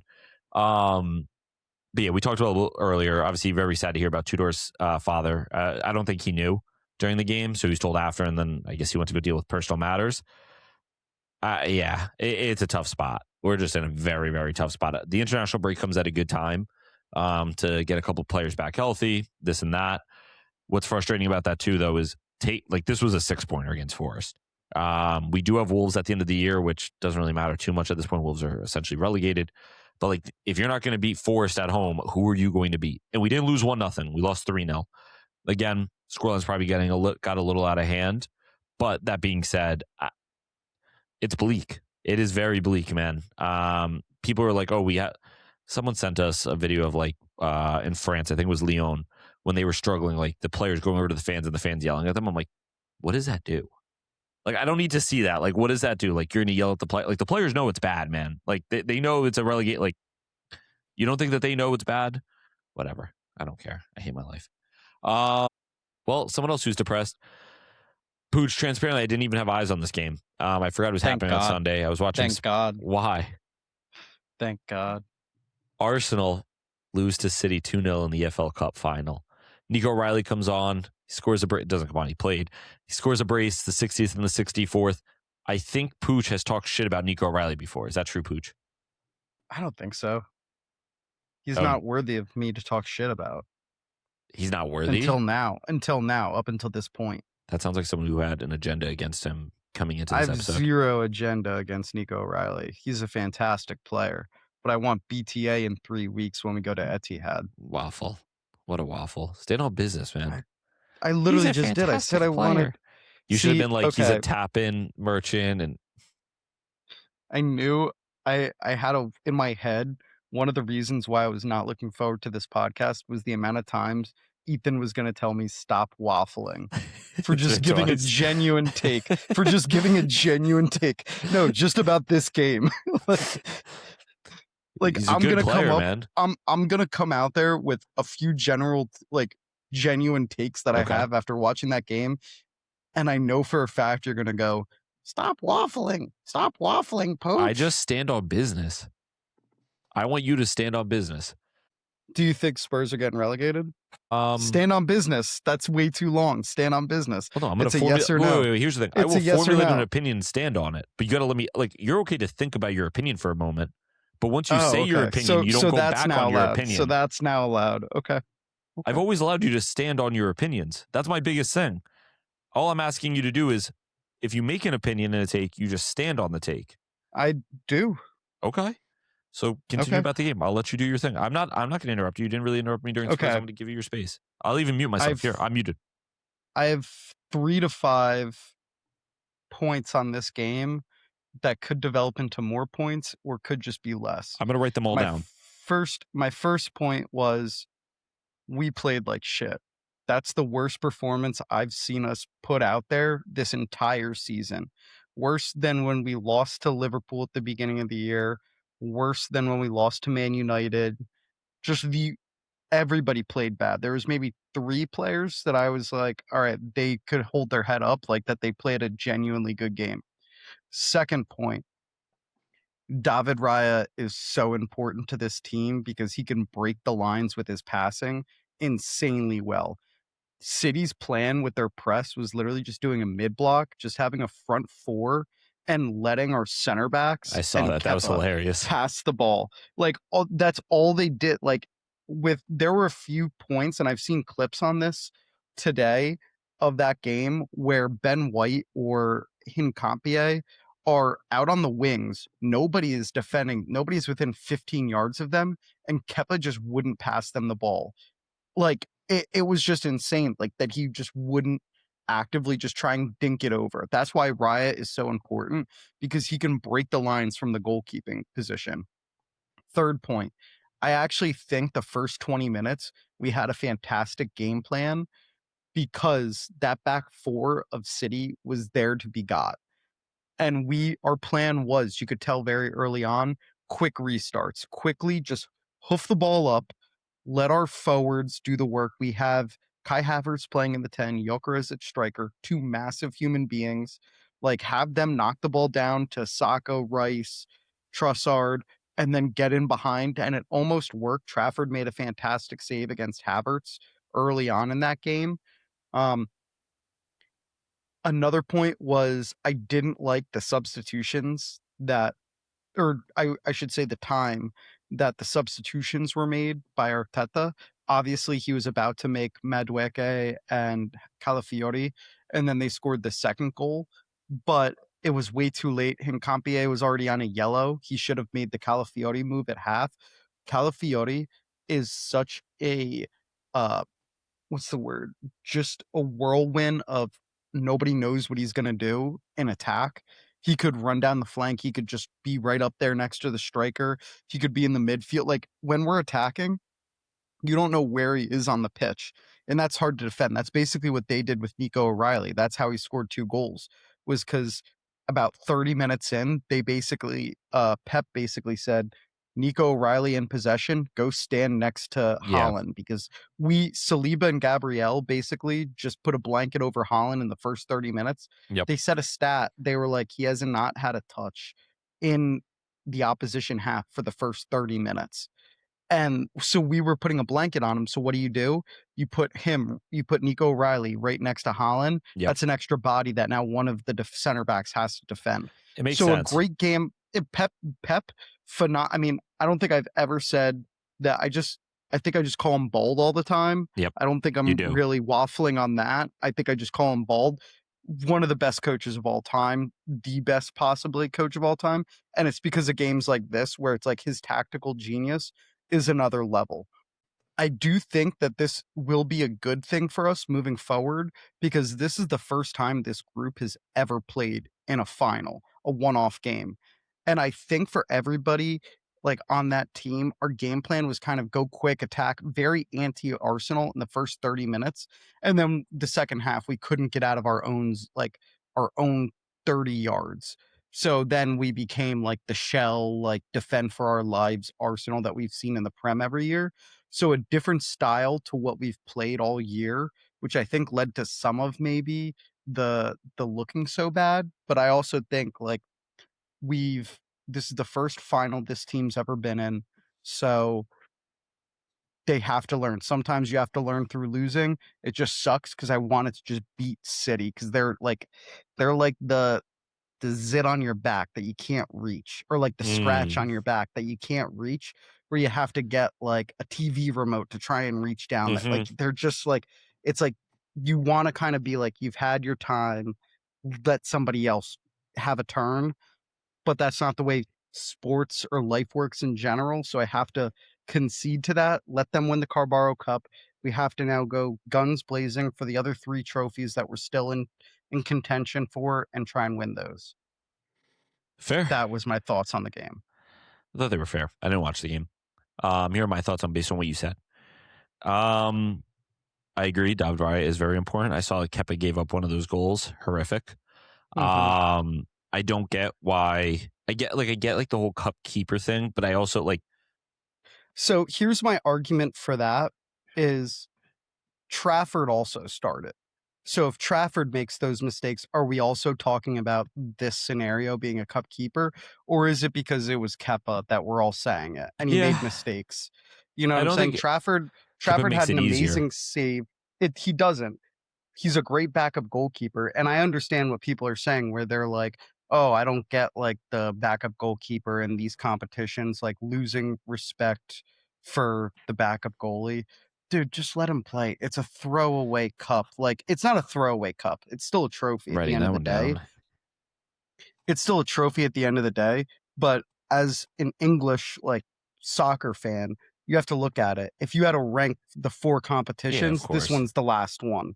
So it's like one of those where it's like it's not the end of our season. We're still in 3 more cup competition or 2 cup competitions, 1 league to try and win it. If he gets to play in a final, let him play. If Trafford makes 2 errors like that, we're not talking about it. We're sitting here and we're going, he needs to hold his head high. He played a great game. Like City also only had 2 shots on target, so it's not like they dominate. We played horrendous, but like we could beat them. Yeah. Again, just some of the points that you had there. I saw some of the clips. Me being an analyst, saw some of the clips. It's honestly something funny that I've thought about in the past with some of these teams that their center backs can't play. I'm like, well, why press them then? Like, yeah, like I would Mhm. just give them the ball. And that's something that I remember growing up. Obviously, all goalies at some point or another can outplay the ball. I want a goalie to go long. Like, I don't want them to play short. So I would just press up high and make them go long and be like, again, if I was to build a team, like typically my center backs or my midfielders are airily dominant, and I'm just forcing you to go long, right? And kind of testing you that way. Mhm. Because I feel like when you allow teams to go short, it's easier. Like in my eyes, it's easier, right? Yes, you could press them right on the touch, but it's easier that way.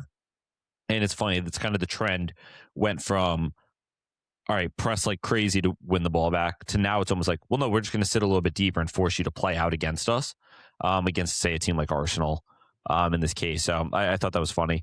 The other thing I was going to say, based on your points here, was the Nico O'Reilly thing. It's something that we're seeing a lot. Luis Enrique does it.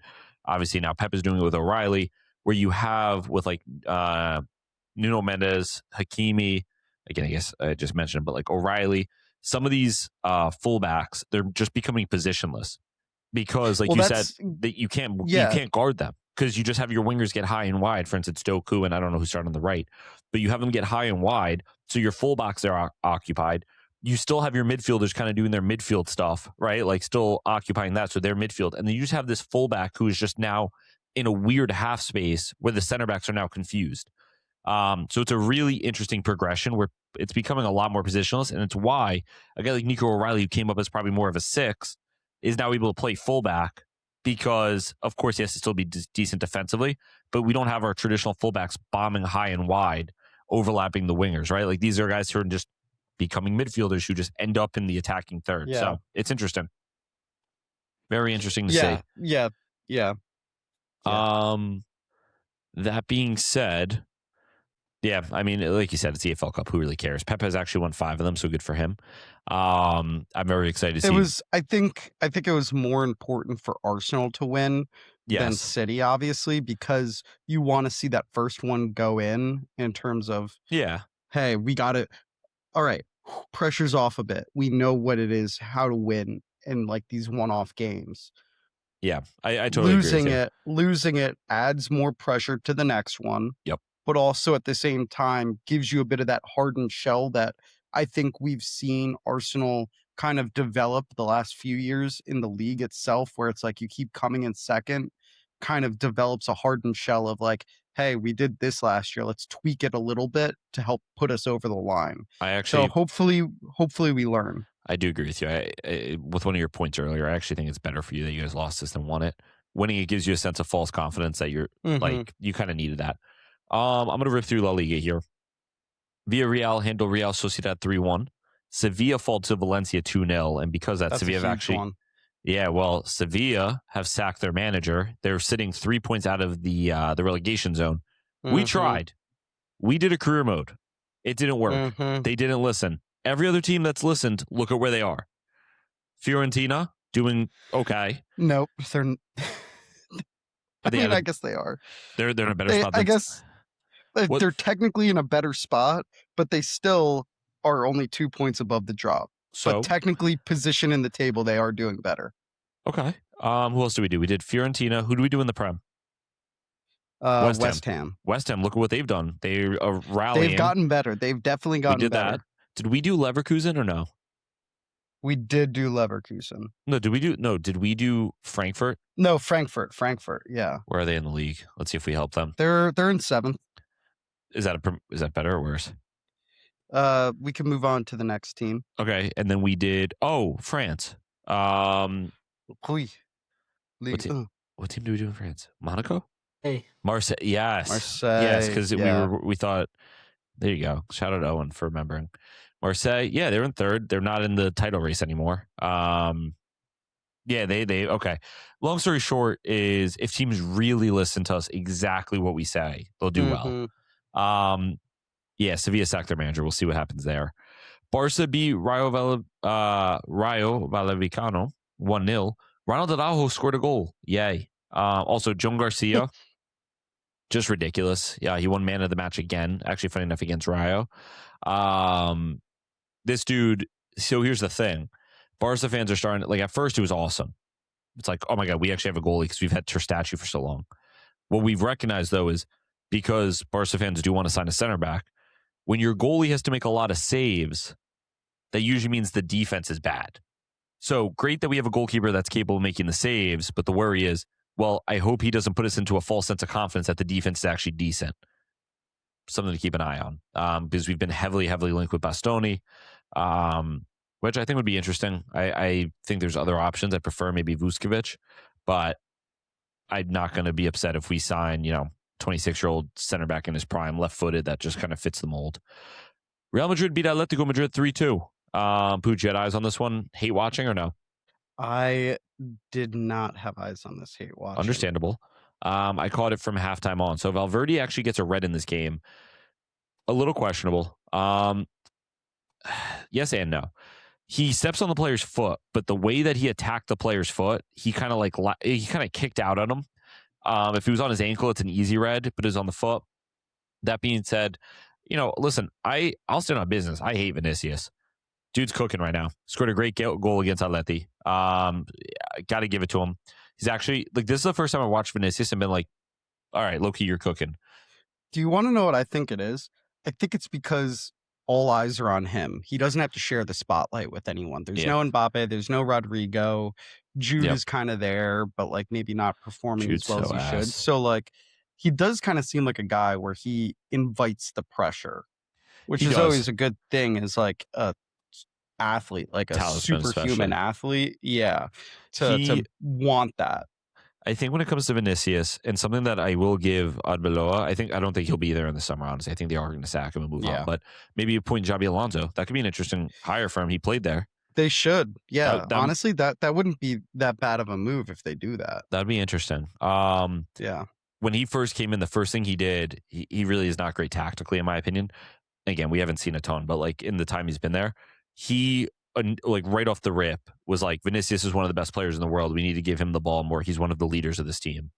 From day one, he has essentially been like, that's my guy. I'm repping him. He's one of the best in the world, which a player like Vinicius really needs that, because it's very easy to just be like, well, Mbappe's our best player. And Vinicius is probably like, all right, fuck you, Still not a fan of him. I think that, I don't know. We'll see. Long story short, impressed. I was impressed. He picked up the ball, made a beautiful cut in, and then banged it. And I was like, you know what? Fair enough. In a big game, fair enough. I don't feel like I see enough of those Vinicius moments. So fair enough. And Mbappe's out. Bellingham came in midway through this game or towards the end of this game with an injury. He's been hurt. So like you said, he's the guy. The one point I will say that I've said about these two, Mbappe and Vinicius, they will not thrive together. I've always said to sell Vinicius because I think Mbappe is the better player. I mean, this guy is generational.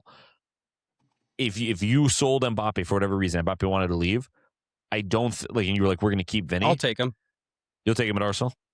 Yeah, I guess I'll have him. Yeah. I guess my point is I think you wouldn't be in a bad spot. Vinny would cook. I think Vinny would get better. Yeah. Same way, if Vinny is sold, I think Mbappe would actually perform better. They just want to do very similar things on the field, and you can't have two guys doing that unless one is going to kind of concede and move to a different way. Whatever.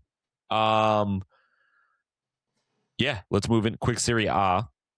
It seems like the title race has opened back up. So Inter draw Fiorentina 1-1. By the way, a team we saved. I'm not sure if you heard that earlier. Meaning that the gap has closed a bit. I don't actually have the official table in front of me until the gap is closed to 6 points. 6 points. Everyone is on 30 games played, so no one. And real quick, Napoli's only 7 behind. Okay, thank you for sharing that. Yeah, Napoli is only 7 behind. So Napoli, I guess you're saying, have as much of a chance here as AC Milan.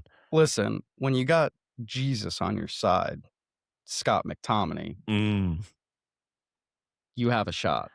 Yeah, do you want to explain that quote for those that didn't see it? Diego Maradona Jr. came out with a quote that said, if Diego Maradona is God, Scott McTominay is Jesus. Now go back 5 years and read that quote in your brain, and you'll think that the son loved Coke just as much as the father.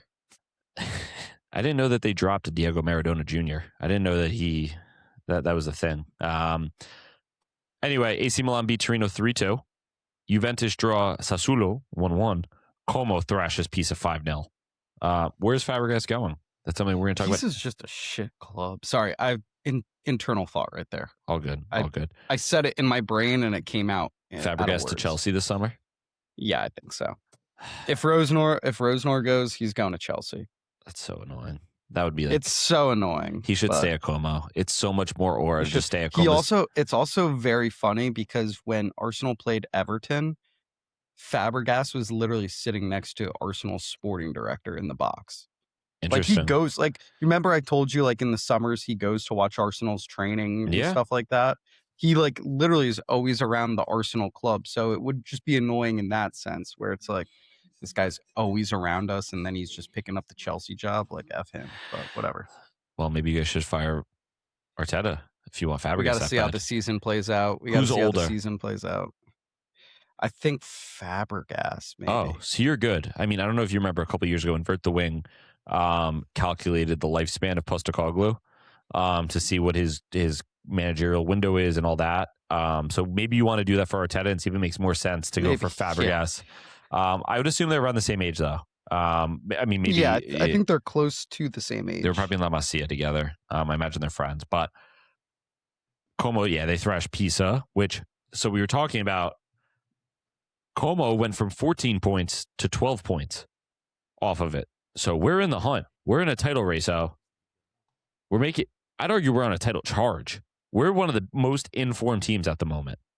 Puig may say we're not in a title charge, but that's all right. His Roma did beat Lecce 1-0, though. Congrats, Puig. That's awesome. Maybe you'll get into Europe next year. Well, I think we will get into Europe next year. I just don't know if it's going to be Champions League or not. But yeah, well, we will. If you want, you could come and watch Champions League with me and Owen when we're watching Como. Okay. See how we welcome you to our bandwagon, whereas you kicked us off yours? Yeah, you guys had bad vibes, though. When you guys were trying to be Roma fans, bad vibes. You guys as Como fans, great vibes. You guys are always trying to pit me against you with this Como debate. I have no beef with Como. They have a great stadium. All right, let's move out of Serie A. That's going to probably be the best title race in Europe this year, unless La Liga gets a little bit closer. Ligue 1, Lyon fall to Monaco 2-1, and then Marseille lose to Lille 2-1. I didn't watch either game. Doesn't really matter to me. MLS. This is actually a pretty good game. I don't know if you guys watched this. So Messi and Co. were in town this past weekend, NYCFC. NYCFC has just always played Miami really strong. So it was a really fun game, 3-2. A couple of notes. Two free kick goals. Awesome. Messi scored one where it was technically a deflection off the wall and in, but doesn't matter. I for those that don't know, you probably looked at my LinkedIn. I worked for the club. I sold tickets for the club. When I used to work the home game days, so I've never really watched a ton of home game days, if that makes sense, because I was always at the game. The baseball stadium thing really is a pain in the ass. It feels so weird to watch it. So I'm very excited for the new building. Charlotte throttles Red Bull New York 6-1. Red Bull really just went from hot to cold. Interesting how that went. And then Pooch, some more good news for you. To round out your great weekend, St. Louis beats New England 3-1. And my note here was yay Pooch. So congrats, Pooch. Bad news. I want the number 1 overall pick. Who is it? Zero clue. I would like the feeling of saying, haha, we have the number 1 overall pick in the super draft. Maybe it'll be May. What if I just got super drafted? That'd be so much better than I could put in a good word. If you could, that'd be great. St. Louis ownership, yeah. I'm only 25. I'll be 26 in May, so probably entering my prime. But with you could probably, honestly, nowadays with how the NCAA rules work, you probably could. I have 4 years of eligibility. Yeah, you could be on a team. I mean, they got guys that are 30 years old starting for colleges. So low key, that'd be kind of just tough. say you have to say you're Spanish though. Yeah, I'd have to put the Lopez in my last name, my mom's maiden name, because Ethan Cohen doesn't really transmit Spaniard. Ethan Cohen Lopez or Ethan Lopez Cohen. I think it's Ethan Lopez Cohen. I like it that way better, if I'm being honest. Well, you know what? And on the back of the jersey, you just need to put Ethan. Ooh, I was gonna put ELC. No, that's two pro leagues. Yeah, you're right. Pro clubs. Pro clubs. Or how about just E? Just on the back, just E. Or ETH. E could work. ETH? That's not the worst. No, not a fan. Owen wants to chat. Thoughts, Owen? Yeah, I'm not with that. I'm sorry. What now with ELC or ETH, or what are you not with, or me making it to the MLS? Because if that's what you're not with, then we have a bigger issue. Because you don't want to see me achieve my dreams. That's the part I'm on board with. the rest of the nonsense. I mean, just have some pride, you know, believe in your true self and don't, put a facade on to appease anybody else. All right. I like that. Fair enough. Thank you.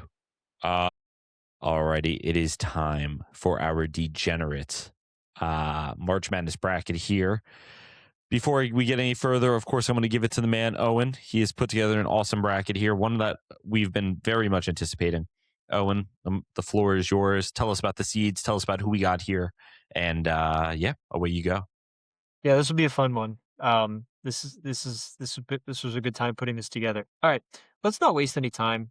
Let's go through our list here. Starting in the West, we've got Diego Maradona as the 1 seed. You probably know why. It's the hand of God. It's the cocaine. It's all that good stuff.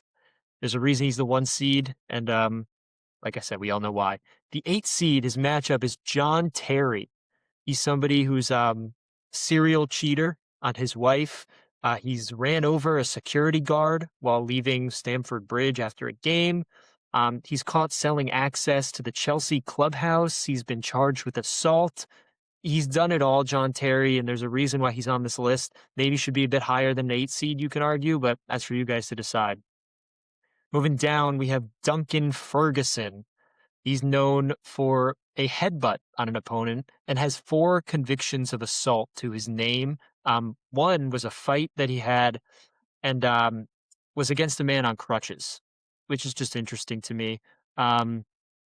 He also, that headbutt was during a game which landed him a 3-month prison sentence in 1994. So just a real bruiser, this guy. The 6th seed, his matchup is El Hadji Diouf, who was fined for spitting at fans and opposing players on multiple occasions, and was later charged with an assault on a group of fans. This guy did not like fans, and he liked to spit at people.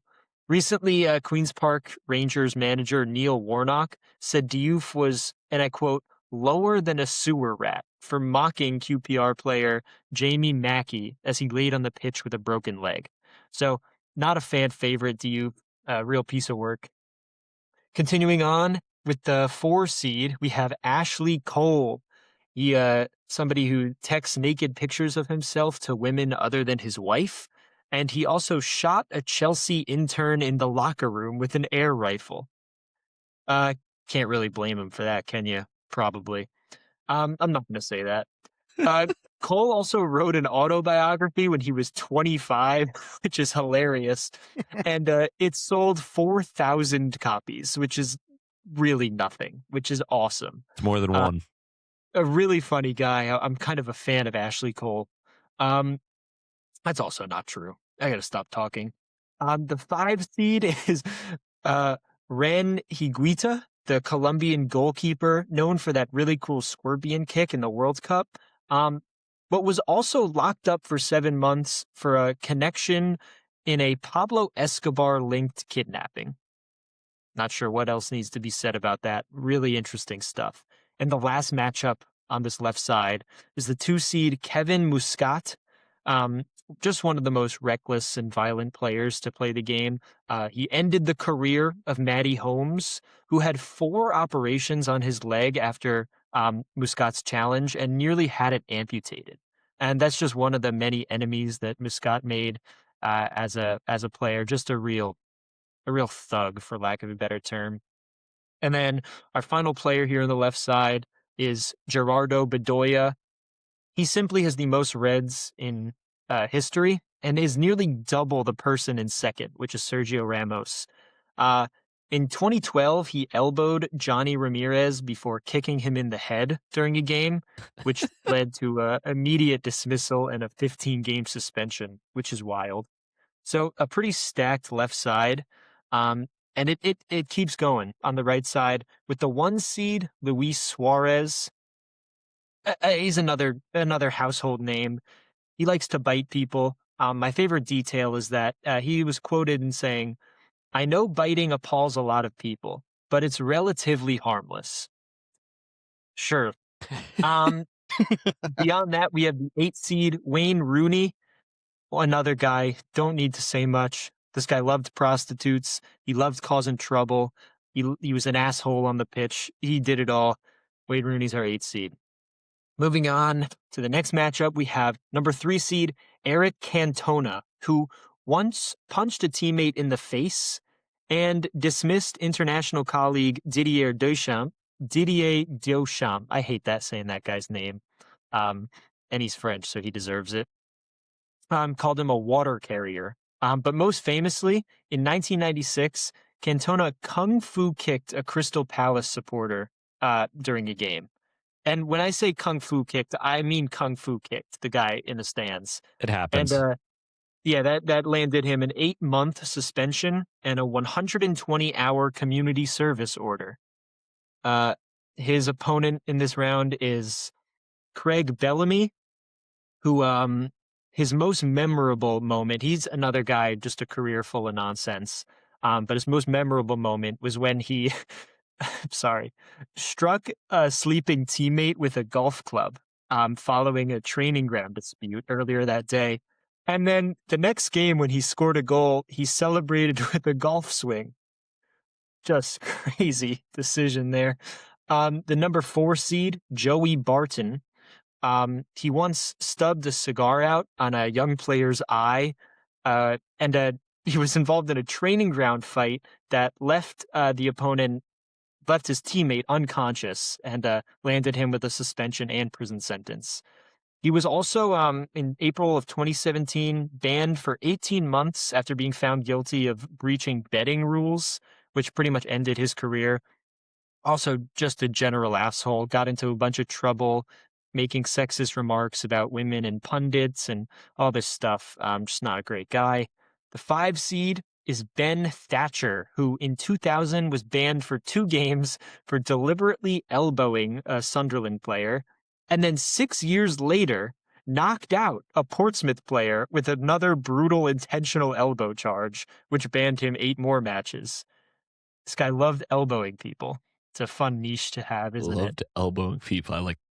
Yeah. And our final matchup here, the number 2 seed, Paulo Di Canio, shoved a referee, which gave him an 11-game suspension. And this guy also has tattoos that would suggest he is a supporter of fascism. And that is built upon by the fact that he celebrated with we'll say, Roman salute to address Lazio fans. Thumbs down to that. And our 7th seed is Roy Keane, another guy who needs no introduction. Kino. Right, ended the career of Erling Yeah. Haaland's father intentionally. Thumbs down to that.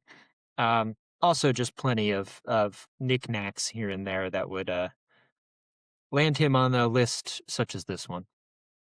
Awesome. Oh, and this is quite the list you've put together here. Pooch, there is someone I think that we are missing. Where's George Best? Yeah, I think there's maybe 2. I was thinking George Best and then Ryan Giggs. Okay, Giggsy maybe as an honorable mention. I mean, he literally cheated on his brother's wife. I think Ronaldinho deserves an honorable mention here too, but maybe not a degenerate, maybe just a partier. So I think that's probably why he missed out. I think he literally was just good vibes. It's tough to put any of the Brazilians in this list. I agree with Owen's thinking there, where I don't think any Brazilians should be here because they're all just good vibes. Like you're never hearing about them like shagging their brother's misses. There's some gray area here. Some of the names you mentioned, they could have been on this list, but I tried to keep it to people who are like real, just real, real degenerates, real degens. Okay. All right. We want to get started in the left-hand side. Let's start with the number 1 overall seed here, Diego Maradona versus John Terry. Now here's the thing, JT, I think he rightfully deserves his spot on this list. I just think it's going to be a tough number 1 overall matchup. Diego Maradona, coked up, hand of God, videos of him fighting opposing team fans and players when he was on Barcelona. While he was the manager of Argentina, there was a good chance he was coked up, as well as I think he was a manager of or owner of a Mexican team or something. Yeah, he was also would go to every single Argentina World Cup game, just coked out of his mind in Without the stands. Yeah, so I think Fair. John Terry, Yeah. it's like it's an asshole versus a god. Like, Yeah. John Terry, at the end of the day, I mean, he's come into the news recently for being an asshole too. You're just not gonna. This is a king. Diego Yeah. Maradona easily through to the next round. Takes care of John Terry. Again, unfortunate for Terry. I think he could have probably won a matchup if he. But that's why you, at the end of the day, got to perform a little bit better at the end of the season, get a better Mhm. seed. Let's move on to the next matchup. Big Duncan Ferguson, the number 3 seed, versus what is it, Haji Diouf, the number 6 seed. Yeah, El Hadji Diouf. I don't know, Pooch. What do we think here? So part of me wanted to think Diouf because I So, same. find that to go after a player by spitting him is one of the funniest things you could do. Very disrespectful, but yes, And funny. very, very disrespectful, but also like you don't have the balls to actually just like elbow him or punch him. It's just like very funny that like your first thought is let me spit on you, which is super disrespectful. But that didn't land him months in jail. Like Duncan Ferguson went to jail. Like he lived a life. Yeah. Like I think he was about that business. If they met on the pitch and Diouf spit on him, Duncan Ferguson may have committed murder for that. Yeah, I'm with you. I'm going to go big dunk here as well. I think it's not going to matter when we get to the next round, Yeah. regardless, but I think you had to give Big Dunk a little respect. Man ended up in the slammer. Still ended up a Chelsea legend and still ended up an Everton legend, Everton manager. Yeah. That's part of being a degenerate here, right? It's not just about being a bad Mhm. person. There's people who've killed people. They're not on this list for a reason. Let's move on to the second half of this bracket. We have the 4 seed, Ashley Cole, versus Higuaita, the number 5 seed. What really stuck to me in Owen's bio, 2 things. Shooting a Chelsea staffer with an air gun or an airsoft gun, essentially. Probably number 1. Number 2, the book thing just was really funny to me. I don't know. What do you think, your Pooch? So the only reason why I want to go Rennie Okay. Higuita, Nice pronunciation. he was involved with allegedly involved with Allegedly. a kidnapping with Pablo, like involved with Pablo Escobar. Yeah. That's pretty high up there. But then again, it's degenerates. right. And we're not talking criminals. Ashley Cole, yeah, exactly. If this was a criminal list, we may have to put Rennie through. With that being said, I hate Ashley Cole, so I'm not going to vote him for anything. So I'm going to go Rene. So I think it's up to Owen to decide. Oh, and you could tie break us here. Yeah, I think you know who I'm gonna run with here. I think a minor run-in with Escobar happens every now and then. Okay, yeah, not really We've your all fault. done it. We've all done it. We've all The done it. lengths that Hand up, I Ashley have. Cole, the lengths that Ashley Cole went through to just be the worst dude ever is commendable. I agree. And again, we want to preface this one more time. This isn't just about who was the bad person. There has to be a little bit of like a likability to it, right? That's why And Maradona's a the 1 seed. funniness. Yeah. A funniness to it, right? Where, yes, of course, you don't want people to hurt people. But like Maradona, again, I'm just using our overall 1 seed, didn't really hurt people. He simply was just kind of like a degenerate, which is kind of awesome. All right, let's move on down to the number 2 versus the number 7 seed. From Kevin Muscat versus Gerardo Bedoya. Now, here's where I think we have a little bit of an upset possibility. Mhm. Having the most reds in the history of footy. It's got to that- mean something. That being said, Muscat also, maybe he didn't have the most reds, but that might have just been Prem footy versus the other league may have just been policed correctly. Muscat was certainly putting in horrible tackles and was just known for essentially trying to be a weapon. I personally, I'm all for an upset. I'm here to take Bedoya.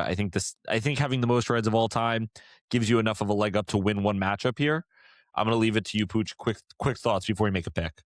Laser beams shooting down on us. The aliens are on our doorstep. Give me Alejandro Bedoya. Nope, he's going by Alejandro now. I hate Okay. him too. So Fair enough. Well, that's our first round on this end. Poor Muscat. He did a lot of bad shit, but yeah, F him. Let's move on to the other side of the bracket. So our 1 seed on this side, Luis Suarez versus the 8 seed Wayne Rooney. Again, very tough draw for Rooney here. I think Rooney, against most, probably gets a win here. How are we not going to go Luis Suarez here? Well, wait. can I say something? I'm going to let I'm you. pretty sure the chant "Fat Granny Shagger" It is came about Wayne about Rooney. because Wayne Rooney was like just messing about with a bunch of older women when he was like in Correct. his early 20s. And that's a classic chant that It is. we do to this day. 100%. The longevity of that is crazy. Didn't he also get arrested in DC for a DUI? I can't When he confirm was nor when deny, he but was the that's on manager par. when he was the manager of DC United, he got a DUI, I'm pretty sure, for at there. Yeah. Well, he had one in England. I don't see one here about DC. I'm sure he's had a lot. Wait, Rooney busted in He- U.S. in December for being drunk, swearing in public. So I don't know if he was driving, but Okay. Either way, I'm I going think Rooney. I could see an 8 seed, yeah. I like the 8 Because seed Luis here. Suarez, it's just like he's just like a bad guy. Like in terms Yeah. of like all he's done is bite people. The Like on a biting is all soccer he's really pitch. done, and that's I think where Yeah. where he, other than that, he's been pretty tame. Wow, I like that. I think that's our first 8 seed upset. Let's move on to the next one. You have Eric Cantona, number 3, versus Craig Bellamy, number 6. Tough one. Really tough 3-6 matchup here. I think my initial thoughts, I really like the golf club story. I like that golf club story, and I wonder if maybe Cantona, just a little bit of a dickhead. I don't know. I'm going to leave it to Pooch here. You can make the decision. I'm good either way. Yeah, I mean, come on. Come on. Owen's got to stop doing this Owen's because got the that's picture awful. on the. He's got to stop putting these pictures up. I kind of want to go Cantona because he is such a wild character and just so out there. Like he literally told his French teammate Deschamps, like, "You're a water carrier." Like he's kung fu kicking fans. Like that's a classic image. Like come on. Does Like a 3 seed have enough firepower here? I think it might. I think you're right. I think the 3 seed outlasts a tough number 6 seed. Totally with you there. Let's move on to the next matchup. In our 4 seed, we have Joey Barton. In our 5 seed, we have Ben Thatcher. I really don't like Joey Barton. I hate Joey Barton. Yeah. How integral do we want this to be? Because integrity would say Joey Barton goes through because he's that bad of a person, but I hate him that much that I'd rather put Margaret Thatcher's nephew above him, and that's saying a lot. See, that's what I'm thinking. But again, like, he's just a bad person. Oh my God. Yeah. He's the king of elbows. He's just a bad person, Joey Barton, to the point, like, it's not even degeneracy. It's just like, you're annoying and bad, especially with what he does on Twitter. Put Ben Thatcher there. I can't in a good mind say Joey Barton won at anything, including a list like this. 100%. Alrighty, and maybe that's unfair to him. I don't care. No, life's unfair. Fuck him. Moving on. Now we have a tough number 2 and number 7 seed. You have Paolo Di Canio versus Roy Keane. So Paolo Di Canio, as Owen mentioned, he's a fascist. Once again, though, is that degeneracy or is that just like a bad person? See, this is a tough matchup because, like you mentioned, he is a super bad person, but is Roy Keane a degenerate? Right, exactly. Like, it's one of those where you're sitting there and you're like, is Roy Keane really that big of a degenerate to upset Di Canio? I don't think so. I think we have to go Di Canio. I agree. I hate it, but I agree. I hate it, but I think we have to. Yeah, I was going to say, like, Roy Keane, like, you wouldn't call Sergio Ramos a degenerate, right? Like, he's not a degenerate. He's just a physical player, right? Pepe's not a degenerate. So I think that's where Roy Keane loses it a bit. Yeah, Di Canio's in. Well, you know what? I'm not going to say I'm going to take Di Canio over Joey Barton. I hate them both. No. All right, I'm not even going to have a conversation here. Maradona throw. Yeah, Maradona. Ferguson put up a decent enough fight, but I think it is Maradona through. Maybe this is a spot where maybe the seeding wasn't super fair to someone like Rooney, where maybe Rooney could have been in this matchup, or someone like that, where you could have had a conversation, but Ferguson, not going to happen. Ashley Cole versus Gerardo Bedoya. I think I have to go with the heavier seed here. Bedoya, we gave him an easy through with the red cards, but going back to our most recent point, this isn't just about who fouled people the most on the field. Cole had a lot of off-field issues, and I think that's where he will see his way through to the next round. But again, Pooch, I'll let you debate if necessary. Not the only debate I have is that I already said I won't vote Ashley Cole for anything, so I'm Fair going to enough. force Owen to go to the tiebreaker. Fair enough. Okay. Yeah, I'm Alrighty. already moving Ashley Cole on. Yep. Yep. I had a feeling that was going to happen. I just in He good wrote an conscience can't say. autobiography at age 25. Maybe I He should had do a lot that. of shit. He had a lot of shit to get off his chest. All right, this is a awesome This matchup is a here. tasty one. Wayne Rooney, the 8 seed, who took down the 1 seed, versus Eric Cantona, the 3 seed. Two United legends. I think I know who I'm going with here. And I think it is Waza. Rooney, the longevity of being a degenerate. His wife being a degenerate. His wife is a degenerate. Cantona was a rough player. Cantona maybe said some mean things to teammates, but that's more of a dickhead. Rooney was shagging grannies. Rooney was always on the beers. And, I remember growing up, like, Rooney was a little bit, not in his views or his beliefs, but, like, when he had, like, the head shaved, the little bit of, like, skinhead vibe to him, where, like, he'd be in a game and just, like, kick the corn flags. I don't know.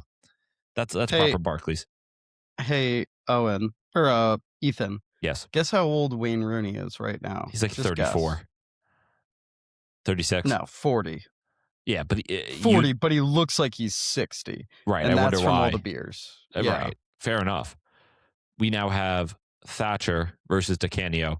I'm going to be honest. It's going to be tough for me to go Thatcher here just because he kind of got a free pass through.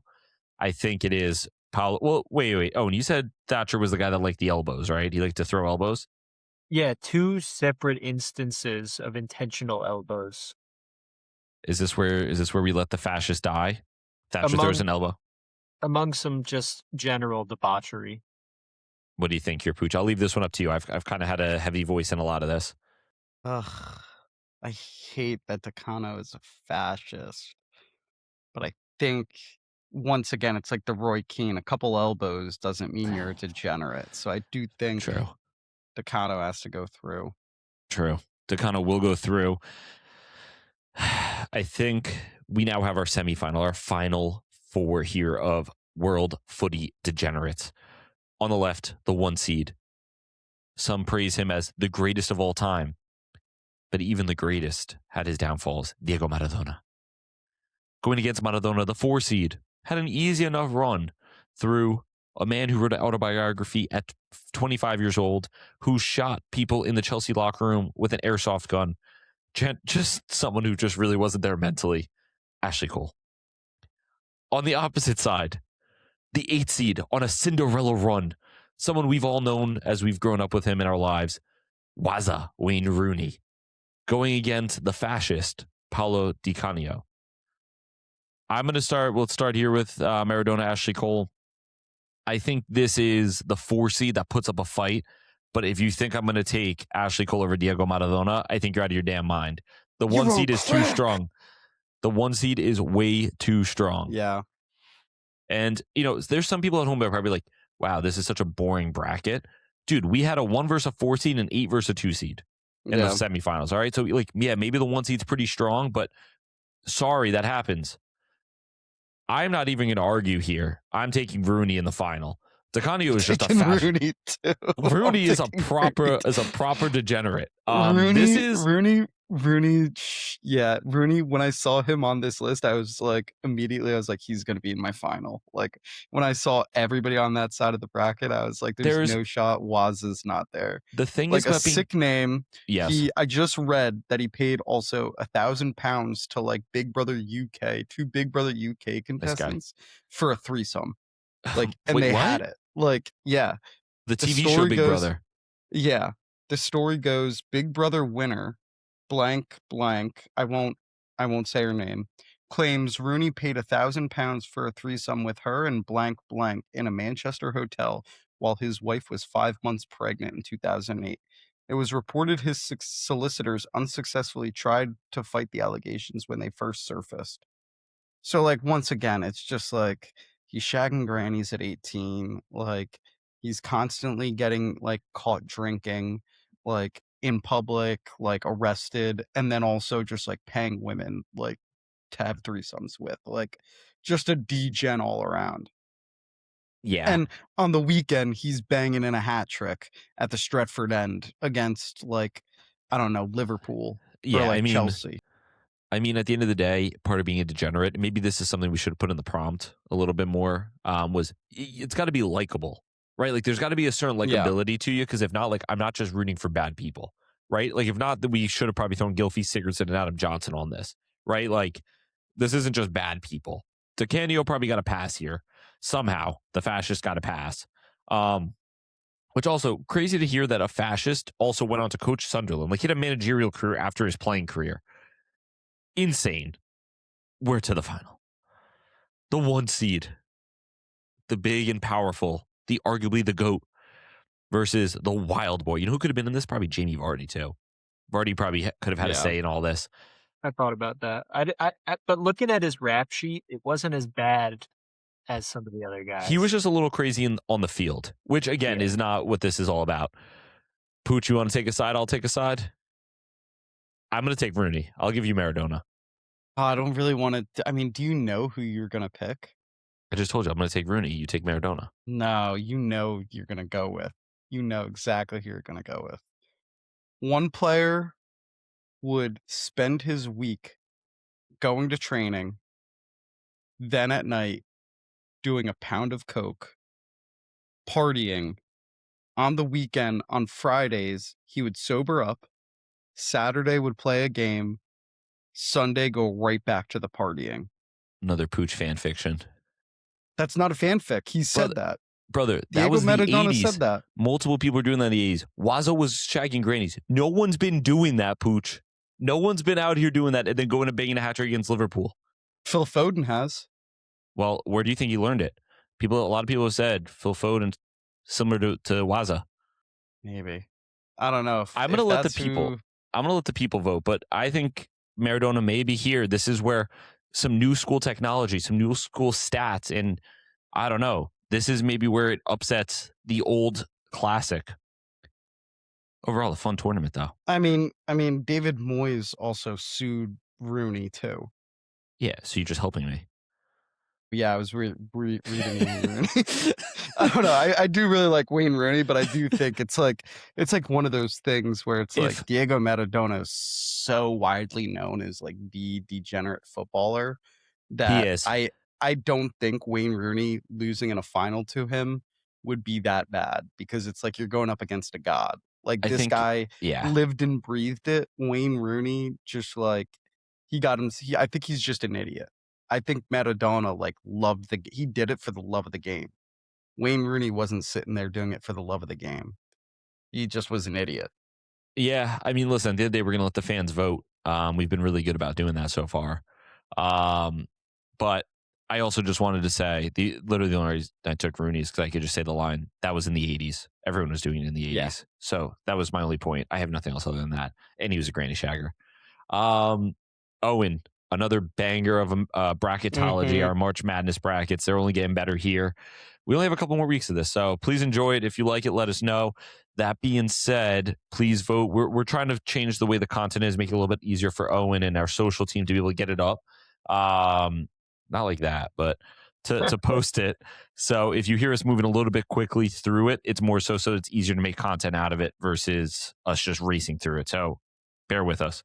That being said, it is time for us to we're going to get into a midweek preview, and then we will wrap this thing up. Alrighty, as we mentioned, we are now in our midweek preview. We are in the international break, so usually that sucks, but this midweek, we actually have the FIFA World Cup qualifying. So a bunch of different playoffs going on through UEFA, and then I think there's like 2 playoff games going on. I don't even know what you call it, like the general. But let's start through UEFA. These are obviously the big ones. Matchups we have this week are Turkey versus Romania, Czechia versus the Republic of Ireland, big one for Owen to keep an eye on. Denmark versus North Macedonia, Italy versus Northern Ireland. Pooch will be keeping an eye there, see if his Italians get in. Poland versus Albania, Slovakia versus Kosovo, Ukraine versus Sweden. That should be a good game. And then Wales versus Bosnia and Herzegovina. And as well, New Caledonia versus Jamaica.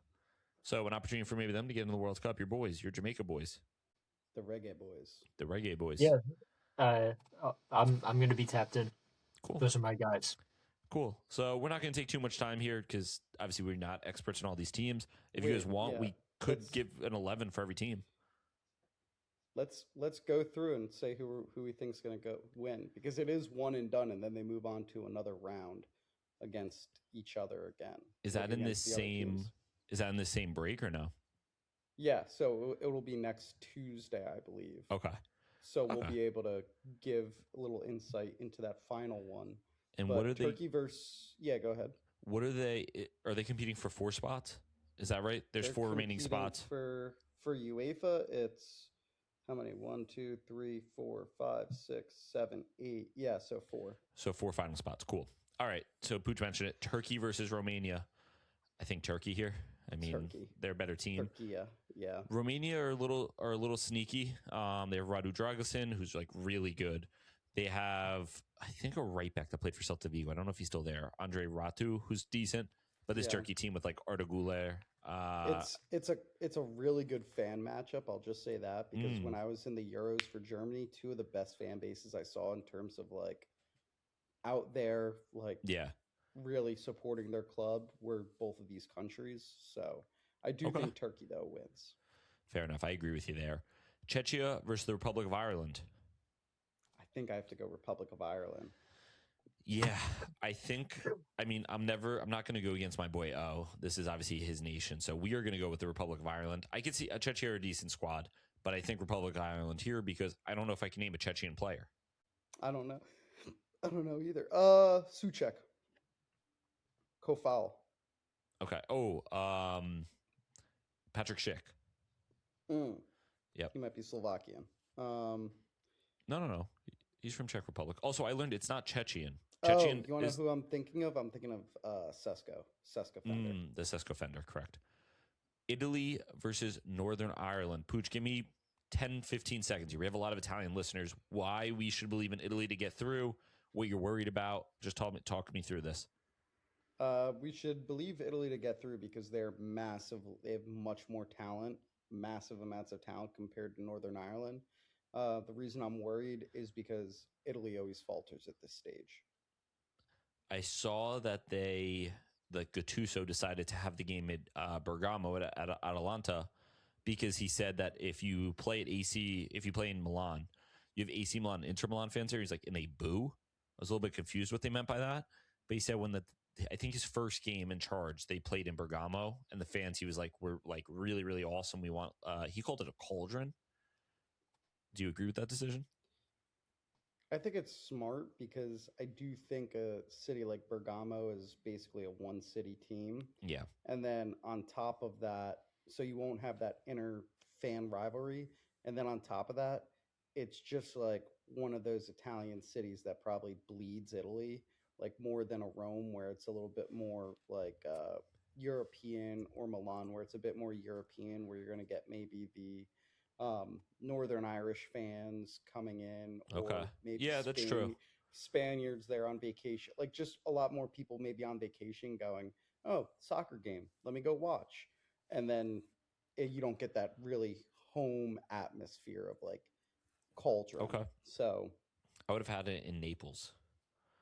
Naples would have been a good one too. Yeah. I guess it's also who has an open stadium. Mhm. Poland versus Albania. I think Albania goes through. Wow, you're rocking with really like the Albania. Remember, Albania had a really good Euros 2 years ago. They have a decent squad. I think, what's his name? The striker that's really bad, Borja. Yeah. Armando. He's really bad for club, but like when he plays for Albania, he's immense. So I do think Albania will win. I rock with my guy Lewandowski here, so I was going to rock with Poland, but I'm not really fair. torn either way. Slovakia. Sorry. Real quick, you missed one. Denmark, Northern Macedonia. I'm going to go Denmark here. Denmark. Yeah, okay. I don't think I can name a Northern Macedonian player. Can you? Kulusevski is Macedonian, but he... I don't know if Alkowski still plays. He used to be fullback for Leeds. Not familiar. Okay. Oh, there was that guy, Hysaj, however you say his name, Hysaj for Napoli, fullback. He's Was he- Albanian. No. Yeah, he is. He plays Okay, on the whatever. Albanian national team. All right, maybe I'm wrong. Slovakia versus Kosovo. Slovakia. Yeah, Slovakia. Ukraine versus Sweden. This will be a good one. What are we thinking here? I think Ukraine got shafted with this Okay. because I think they should be in the Final Four.